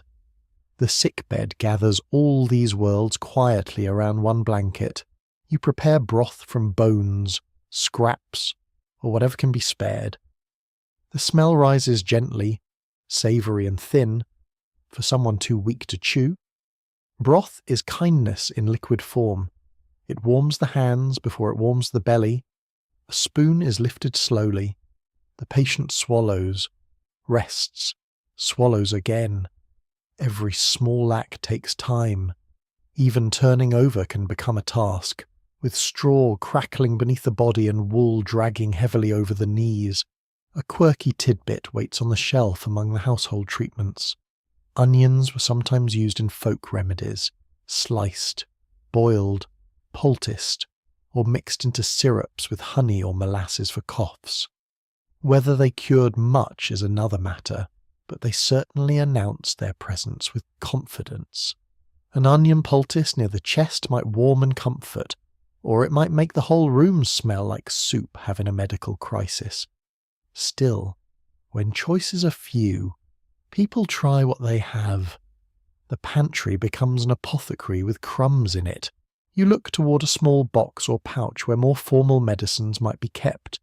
There may be dried roots, powders, salves, laudanum if available, Peruvian bark for fevers, castor oil, Epsom salts, or patent medicines bought from a trader or town shop. Some can help, some can harm, some mostly prove that human beings have always been willing to swallow expensive liquids with confident labels. Without modern antibiotics, vaccines for many diseases, or reliable emergency care, the household must lean hard on nursing, warmth, fluids, rest, cleanliness where possible, and patience. Cleanliness is difficult, but not ignored. Cloths are washed when water, heat, and strength allow. Bedding is aired when weather permits, though this storm is clearly not accepting suggestions. Bowls are rinsed, hands are wiped, waste is carried away. The sick are kept warm, but fresh air is debated, because too much cold feels dangerous while stale, smoke-filled air is also no friend. You can almost feel the uncertainty sitting in the rafters, as real as soot. The room changes around illness. Voices lower, steps soften. Children are told to keep away, which they do for roughly 12 heroic seconds before needing something. Work continues because it must, but every task bends toward the bed. Firewood is brought more quietly. Food is stirred more slowly. The sick person's breathing becomes part of the household clock. If it eases, shoulders loosen. If it rattles, everyone hears it, even while pretending to focus on the kettle. You press a warmed cloth against a chilled hand. The fingers curl faintly. Outside, the blizzard closes the paths that might lead to a doctor, midwife, neighbour, or healer. Even in better weather, professional medical care may be distant, costly, or unavailable.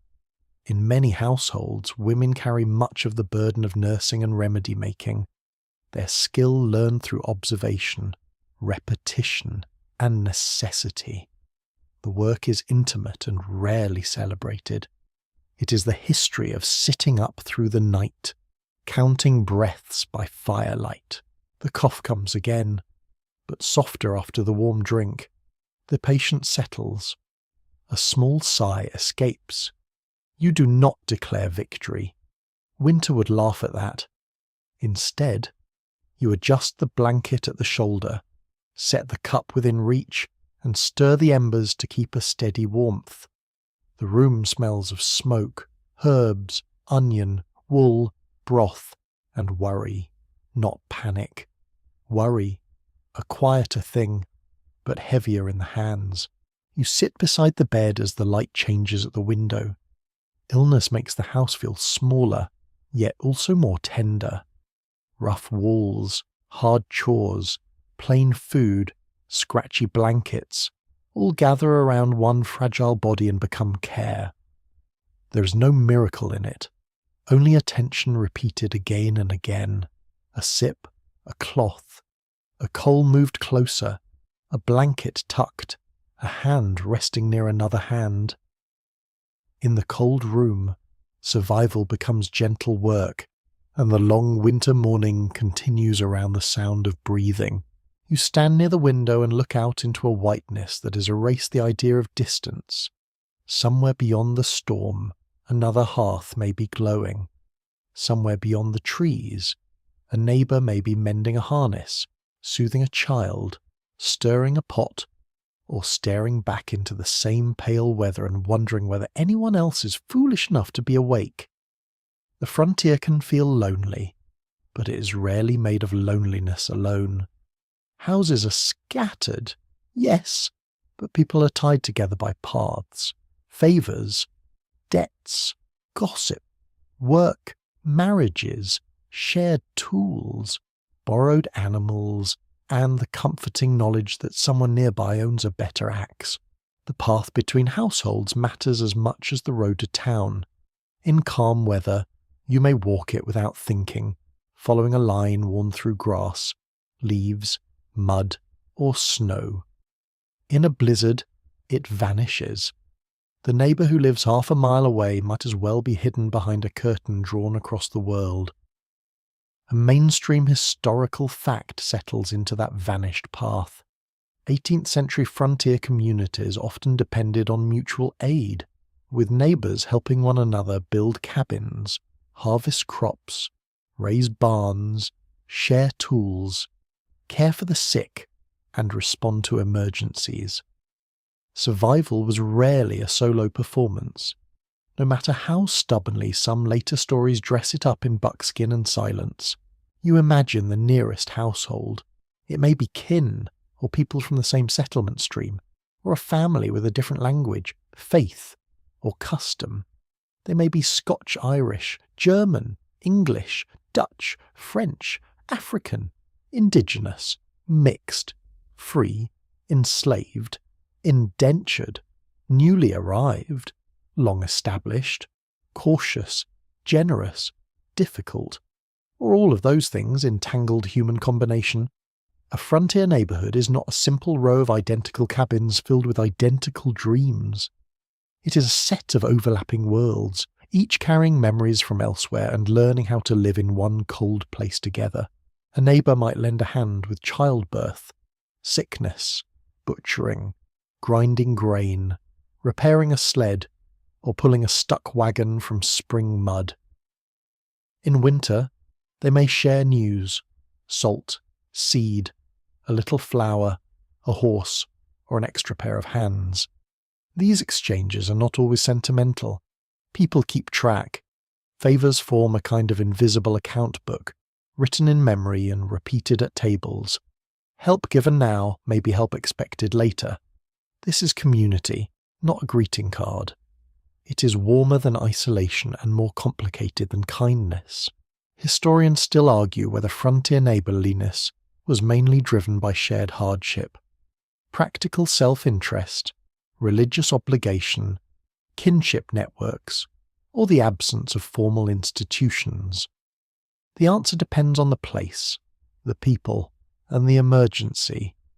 A person may help because charity is good, because the minister would approve, because the helped family married into yours, because you will need their oxen next month, or because refusing would make everyone talk about you until your descendants feel it. Human motives are rarely tidy. The snow may be clean, but people are layered.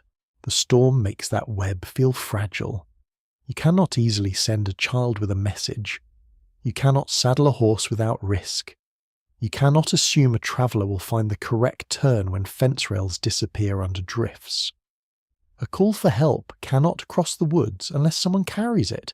In calm weather, news moves by footsteps, hooves, church gatherings, market days, militia musters, taverns, mills, ferries, and chance meetings on roads. In this weather, news sits still. The world shrinks to what can be reached safely, and safely may mean only the length of a rope between house and barn. A quirky tidbit belongs to that problem. In some snowy rural places, people stretched ropes between buildings so they could find their way in whiteout conditions without wandering off into danger. Not every household did this, and the practice varied by region and circumstance. But the idea is beautifully plain. When the world disappears, hold the line. It is practical, humble, and slightly dramatic in the best possible way, like winter forcing everyone to participate in a very cold stage play called Please Do Not Lose the Privy. You think of the meeting house, church, or fort if one stands within reach of the settlement. Such places may serve as gathering points, spiritual centres, defensive refuges, voting places, courts, or simply landmarks around which human life arranges itself. In some regions, fears of attack, land disputes, and shifting alliances shape settlement as much as weather does. Relations with native nations vary widely, from trade and diplomacy to violence and dispossession. No honest account of frontier life can turn the landscape into an empty stage. It is already inhabited, named, hunted, farmed, crossed, defended, and remembered long before many wooden houses rise in clearings. Neighbours may exchange knowledge that determines whether winter becomes merely hard or truly dangerous. Someone knows which spring runs clear after a freeze. Someone knows which hill drifts deepest. Someone knows how to shoe a horse for icy roads, how to repair a broken runners on a sled, how to smoke meat more cleanly, how to recognize a fever that is worsening, or how to find a lost animal by reading tracks. Knowledge travels as talk, demonstration, correction, and the occasional extremely satisfying phrase. I told you that gate would fail. Frontier expertise is often local, personal, and delivered with no concern for your self-esteem. You listen to the wind and wonder whether anyone might come tonight. A knock at the door would startle the room into action. A traveller caught in the storm might be taken in, fed thinly but fed, warmed if there is room, asked for news once breath returns. Hospitality can be a moral duty, a social expectation, and a practical arrangement. Today's stranger may carry tomorrow's warning. Today's guest may become next year's son-in-law, which is one reason people probably asked more questions than the guest preferred. Yet suspicion also belongs here. Doors may be barred, dogs may bark. Not every traveller is harmless, and not every neighbour is beloved. Land boundaries, livestock damage, unpaid debts, religious differences, ethnic tensions, rumours, and politics all can sour relations. Community is not a soft quilt, it has knots. Still, in a storm, the basic arithmetic of survival often overrules irritation. The man who borrowed your auger and returned it dull may still be the man who helps dig out your cow. Forgiveness sometimes begins with practical livestock management. Inside the house, the idea of neighbours lingers like warmth beyond the wall. You may not see them, but their presence shapes what is possible. The borrowed iron pot, the shared seed corn, the path cut between clearings, the story told at a winter visit, the hand that lifted a roof beam, the woman who sat through a fever, the child who carried a message, the old dispute about a wandering pig that everyone remembers, because apparently no century can escape neighbourhood drama. The blizzard continues to hide every sign of human company. Still, you know the hidden pattern remains. Houses, tracks, fences, barns, wells, fields, meeting places, graves, and memories lie under the snow, linking people across the white distance. You stand in the dim room and let that thought settle. The storm may isolate the body for a night, but it cannot entirely erase the web of labour and obligation that keeps households alive. Beyond the whiteout, others are tending fires, counting animals, warming broth, and listening for the same wind. You are alone in the room, perhaps, but not alone in the winter. You sit close to the embers while the room folds itself into a softer darkness, and the long hours ask to be filled. Work can carry a household through daylight, but night stretches differently. After the necessary chores are done, after the animals have settled, after the bowls are scraped and the damp mittens are turned toward warmth, time becomes wide and slow. In that space, people reach for words, stories, verses, songs, prayers, riddles, warnings, jokes, memories, and rumours gather around the hearth like another kind of fuel. A book may be brought down from a shelf or chest, wrapped carefully against damp and smoke. There may not be many. Books are precious things in a small wooden house, vulnerable to mice, mildew, rough hands, soot, and being used by someone who thinks a folded page corner is not a moral failure. A mainstream historical fact rests beside the hearth.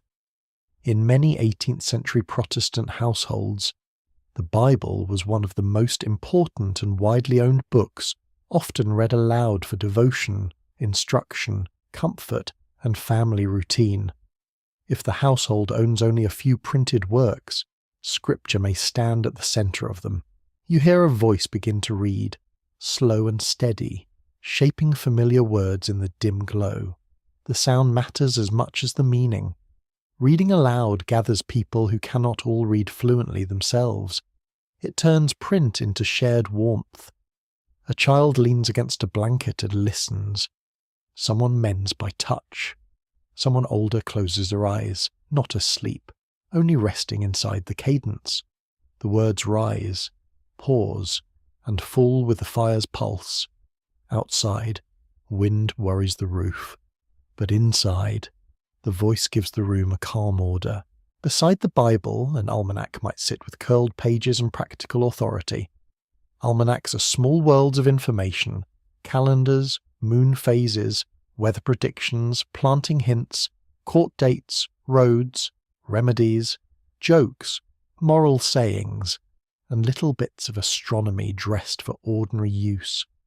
They are inexpensive compared with larger books and useful enough to earn their place. You can imagine someone reading a weather prediction aloud and then glancing toward the shutter as if to accuse the printed page of underestimating the situation. Almanacs could be wise, wrong, funny, and oddly confident, which makes them early relatives of every person who has ever predicted snow in a tavern. A quirky tidbit belongs to these little printed companions. Some almanacs included verses, puzzles, astrological advice, and comic fillers wedged between practical tables, so a household might find weather, moon signs, and a joke about marriage all sharing the same booklet. The past was not always solemn. It simply had worse lighting. Even in a storm, someone may read a line that makes the room chuckle, and the chuckle matters. It loosens the shoulders. It reminds the walls that people are still here, still ridiculous, still capable of laughing at a sentence printed months ago by someone who had never met this particular blizzard. Stories follow reading as naturally as sparks follow dry wood. An older voice begins with a remembered winter, one colder than this, because every family contains at least one champion of comparative misery. You listen as the tale moves through deep snow, lost cattle, a broken sled, a wedding delayed, a child born before the midwife arrived, a traveller guided by a barking dog, a river frozen so hard people crossed it with wagons. The details may be true, improved, borrowed, or polished by years of retelling. No one interrupts too quickly. A good story is allowed to wear its best coat. Historians still argue whether oral tradition in frontier households mainly preserved accurate memory, reinforced family identity, entertained during long evenings, or reshaped events into useful lessons. It can do all of these at once. A story about getting lost in snow is also a map of danger. A story about a foolish neighbour is also social instruction. A story about endurance becomes a family mirror. Children learn where they belong, whom to trust, what to fear, and how adults prefer to describe themselves when sitting near firelight. Rumours drift in too, even if the storm keeps people indoors. Perhaps someone heard news from a trader, a miller, a church meeting, a traveller on the road, or a letter read aloud 3 times. There may be talk of prices, war, taxes, land claims, sickness in another settlement, wolves seen near a ridge, a strange light in the sky, or a preacher whose sermon lasted so long the congregation nearly became archaeological evidence. News travels slowly, unevenly, and with decorative additions. By the time it reaches a remote hearth, it may have grown extra buttons. Songs soften the air. A hymn may be sung quietly, the tune plain and familiar. A ballad may follow, brought from another country and reshaped by local tongues. Work songs, psalm tunes, lullabies, comic songs, and fragments of old verses all survive in memory. Not everyone sings beautifully. This is important. The past didn't come with automatic harmony. Some voices wobble, some drift. Someone always enters a little early and pretends it was intentional. Yet the song holds people together for a few minutes, and that is more important than accuracy. You notice how the fire changes the stories. In daylight, a tale may be ordinary. At night, with snow striking the wall and shadows climbing the logs, even a mild account gains depth. A lost road becomes more frightening. A fox cry becomes more mysterious. A remembered harvest becomes warmer. The hearth edits everything toward wonder. It is not lying exactly, it is lighting. Children ask for the frightening story and then immediately regret their excellent taste. An adult describes a strange knock at a door, a shape seen near the trees, a voice heard where no person stood. The room listens, thrilled and uncomfortable. Such tales may borrow from European folklore, local legends, indigenous stories imperfectly understood or wrongly retold, and plain old human fear. The storyteller lowers their voice at the best part, because people have always known how to be terrible to one another in wholesome ways. Someone laughs, perhaps too loudly, to prove they are not frightened. No one believes them, yet not all stories are eerie. Some are instructions hidden in amusement. How to bank a fire, why not cross weak ice, where to find dry wood after rain, which plants soothe a cough, which neighbour waters down cider. Knowledge travels easily when wrapped in narrative. A warning becomes memorable if attached to a fool. This is why history is crowded with fools doing useful work for future generations. The night deepens. A final verse is murmured. A last tale trails off before its ending because the teller grows sleepy. The almanac is closed. The book wrapped. The song forgotten halfway through and replaced by a yawn. Still, the words remain in the room after speech fades. They rest among the rafters with smoke and warmth, filling the wooden house with more than survival. The storm may bury paths and silence the yard, but inside, memory continues to move. You sit near the embers and feel the old human habit of making meaning in darkness. One story, one joke, one whispered line at a time. The coldest hour arrives without ceremony. It does not crash through the door or shout from the rafters. It simply settles lower, deeper, quieter, until the room feels narrowed around each breath. The fire has sunk into a bed of coals, red at the centre and grey at the edges, and the darkness beyond the hearth seems to lean inward. You wake without knowing why. Eyes open to the dim pulse of embers, body tucked tight beneath wool, ears already listening. This is the hour before dawn, when the night has spent its noise and the morning has not yet offered even a pale line at the window. The house holds still, but not warmly. Frost feathers the inside edges of the window, delicate and sharp, like winter has taken up lacework. Your nose is cold. Your fingers, folded beneath your arms, are warm enough if you do not move them. Your feet search for the wrapped stone at the bottom of the bed and find only a memory of heat. The stone has gone dull and ordinary. Having completed its small heroic career, you slide from the bed carefully, trying not to wake the sleepers or let the cold seize the entire space under the blankets. The floor receives your feet with all the tenderness of a frozen shovel. You breathe in through your teeth and reach for stockings, then for the outer layer waiting nearby. Every movement sounds too loud, straw whispering, boards creaking, cloth rasping over cloth. In the weak red glow, the room is a map of shapes rather than things. The hearth needs attention. A mainstream historical fact waits there in the ash. In homes heated by open hearths, people often banked coals overnight by covering them with ash, preserving enough heat to revive the fire in the morning without starting from sparks. You kneel and take up the poker.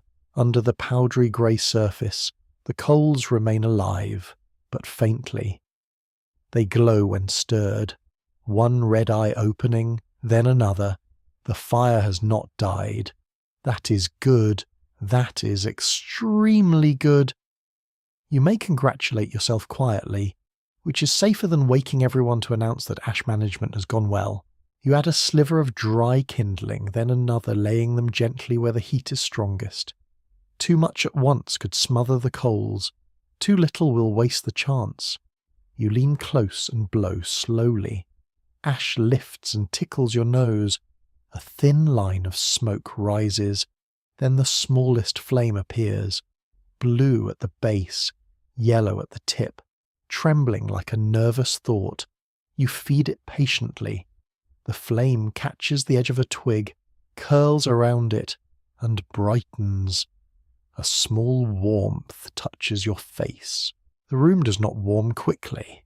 It never does. Heat has to be rebuilt piece by piece, as if morning itself must be assembled from sticks. You sit back on your heels and listen. Beyond the walls, the storm has changed. The wind is less wild now, but the cold is harder, drier, more absolute. Snow sometimes falls most heavily with noise, but the deepest cold can feel almost silent. It waits in stillness, it stiffens leather, crusts drifts, freezes spilled water, and makes hinges complain like old philosophers. Historians still argue whether accounts of extreme frontier cold were often exaggerated by later memory, or whether modern readers underestimate how severe indoor temperatures could be in poorly insulated houses. The truth can be uncomfortable. A room may contain a fire and still hold frost in its corners. People may sleep under blankets and still wake chilled. The presence of shelter does not mean warmth everywhere. A wooden wall is not a magic spell. It is a barrier, and barriers can be brave without being perfect. You look toward the door. It stands closed, barred against the snow, but the bottom edge is buried in white dust that has slipped through or under it. You crouch and press a rag more firmly into the threshold. The snow is dry enough to brush away in crystals. Your fingertips numb almost immediately. You withdraw them and tuck them against your body. Cold has a way of turning small repairs into personal arguments. It wins many of them. A sound outside makes you pause, not wind, not the shutter.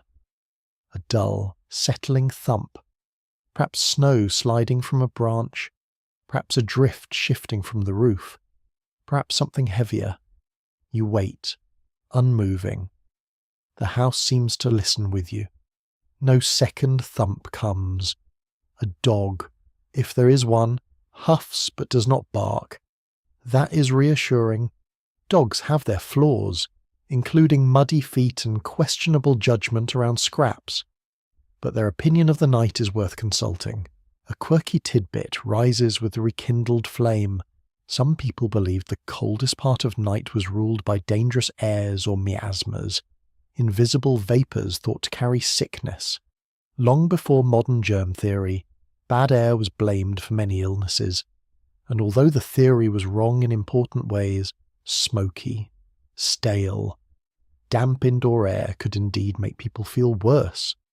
So there you are, protected by a house that traps warmth, while also trapping smoke and odours, because history enjoys giving every solution a little thorn. The fire grows stronger. You place a split log near the side, not directly on the young flame, but close enough for its edge to char. The log begins to steam faintly, then darken. It was drier than some, thankfully. Wet wood at this hour would be an insult. It would smoke, sulk, hiss, and contribute nothing useful. Like a committee member who arrived only for the biscuits, you warm your hands over the new flame. The skin aches as feeling returns, you flex each finger slowly. The room begins to show itself again. The line of a stool, the curve of the kettle, the dark bulk of the chest, the pale cloth at the window, the bundled shapes of sleepers. A child turns under a blanket and murmurs. Someone coughs once, then settles. The household remains suspended between night and day. You check the water pail. A crust has formed again, thinner than the one from morning, but definite. You break it quietly and set the kettle closer to the heat. The first water of the day will take time. Everything takes time. That may be the deepest lesson of this place. Warmth takes time. Bread takes time. Mending takes time. Healing takes time. Even dawn, which modern people expect to arrive on schedule, seems to be negotiating with the horizon. At last, the window changes. Not bright, not yet. The blackness softens into a shade just lighter than itself. The frost on the pane or paper glimmers faintly. The storm outside is still there, but the night is losing its hold. You stand very still, watching the first grey enter the room. It touches the smoke-dark beams, the rough logs, the ash beside the hearth, the sleeping faces, and the small flame you've coaxed back from coals. You feel tired, but steadier. The longest hour has been crossed not by bravery in any grand sense, but by small exact acts, rising, stirring, blowing, feeding, listening, sealing, warming, waiting. That is how this house survives the dark edge of winter. Not with drama, not with speeches, with a hand over coals, a rag at the threshold, a careful breath, and one more piece of wood offered to the flame as dawn begins to gather. The blizzard lets go slowly, like a tired hand opening one finger at a time. The wind no longer throws itself against the walls. It drifts and sighs instead, moving snow from one place to another with less anger and more habit. The house is still cold, still smoky, still rough around every edge, but the pressure outside has changed. You can feel it before you see it. Storms have moods, and this one has begun to withdraw. Grey daylight spreads across the window, pale and blurred by frost. You stand near the door and listen. No roar, no hard rattle, only a faint scraping of loose snow across packed drifts, and the creak of wood adjusting after a long night. You lift the latch carefully. The door resists, then opens a hand's width against snow piled outside. A wedge of white presses in at the bottom. You push with your shoulder. The snow gives way in chunks, spilling across the threshold like flour from an overfilled sack. Winter, apparently, has no manners about entering a room. Cold air pours in, clean and sharp enough to sting your nose. You step into it and squint. The clearing has vanished beneath smooth shapes. Fence rails are reduced to humps. The path is gone. The woodpile is a rounded mound, its edges softened beyond recognition. Branches bend under white weight, and the forest beyond the house stands silent, each tree outlined in snow. The world looks newly made and mildly inconvenient, which is an impressive combination. A mainstream historical fact settles into the scene. Winter storms could isolate 18th century frontier households for days, delaying travel, trade, church attendance, milling, medical help, and communication. Snow didn't merely decorate the landscape, it rearranged society. It paused errands, postponed news, trapped families near their hearths, and made every ordinary movement require planning. A road was useful only if it could be found. A neighbour was near only if the drift between you could be crossed. You take a few steps, sinking nearly to the knee where the snow has blown deep. Each movement is work. The crust breaks, the powder grips, and your legs lift heavily. You look back at the house and see how small it appears against the white ground and dark trees. Smoke rises from the chimney in a thin, wavering column, proof of warmth, labour, and somebody remembering not to let the fire become a sad story. The roof must be watched. Too much snow can strain shingle, poles or rafters, especially if wet snow follows dry. You eye the eaves, where drifts have curled over like frozen waves. A long pole may be used to knock loose what can be reached, though this is a task best done with caution and a strong dislike of being buried by your own roof. Snow slides down in a soft, heavy rush. You jump back. Dignity survives. Barely. The outbuildings need checking next. Doors may be drifted shut, hinges frozen, latches packed with ice. You clear enough snow to open a gate. The animals inside are alive, warm in their own cloud of breath and smell. The cow turns toward you with calm interest. The horse snorts.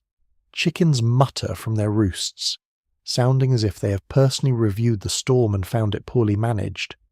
You feed them and check water, bedding, and walls. In winter, survival is counted creature by creature. A quirky tidbit waits in the bright cold. Deep snow could actually help insulate root cellars, buried vegetables, and low storage pits, protecting them from sharper air temperatures above. Snow is a blanket, as long as it stays where it is useful and does not decide to block the door, collapse a shed, or hide the axe you distinctly remember leaning somewhere sensible. Nature gives with one mitten and takes with the other. You return toward the house, breaking a better path with each trip. The packed track begins as a struggle and becomes a route. This is how people reclaim a morning, not all at once, step by step, bucket by bucket, shovel by shovel, branch by branch. The house, barn, woodpile, privy, well, an animal shelter must be reconnected after the storm has erased their relationships. Snow makes a map blank. Feet redraw it. Inside, the room looks different in daylight. The cracks are visible, the ashes scattered. A damp place near the door needs wiping. A mitten has fallen from its peg. The blankets are twisted. The pot waits black and patient. Nothing is ruined, perhaps, but everything asks for attention. The blizzard may have ended, yet its work remains behind.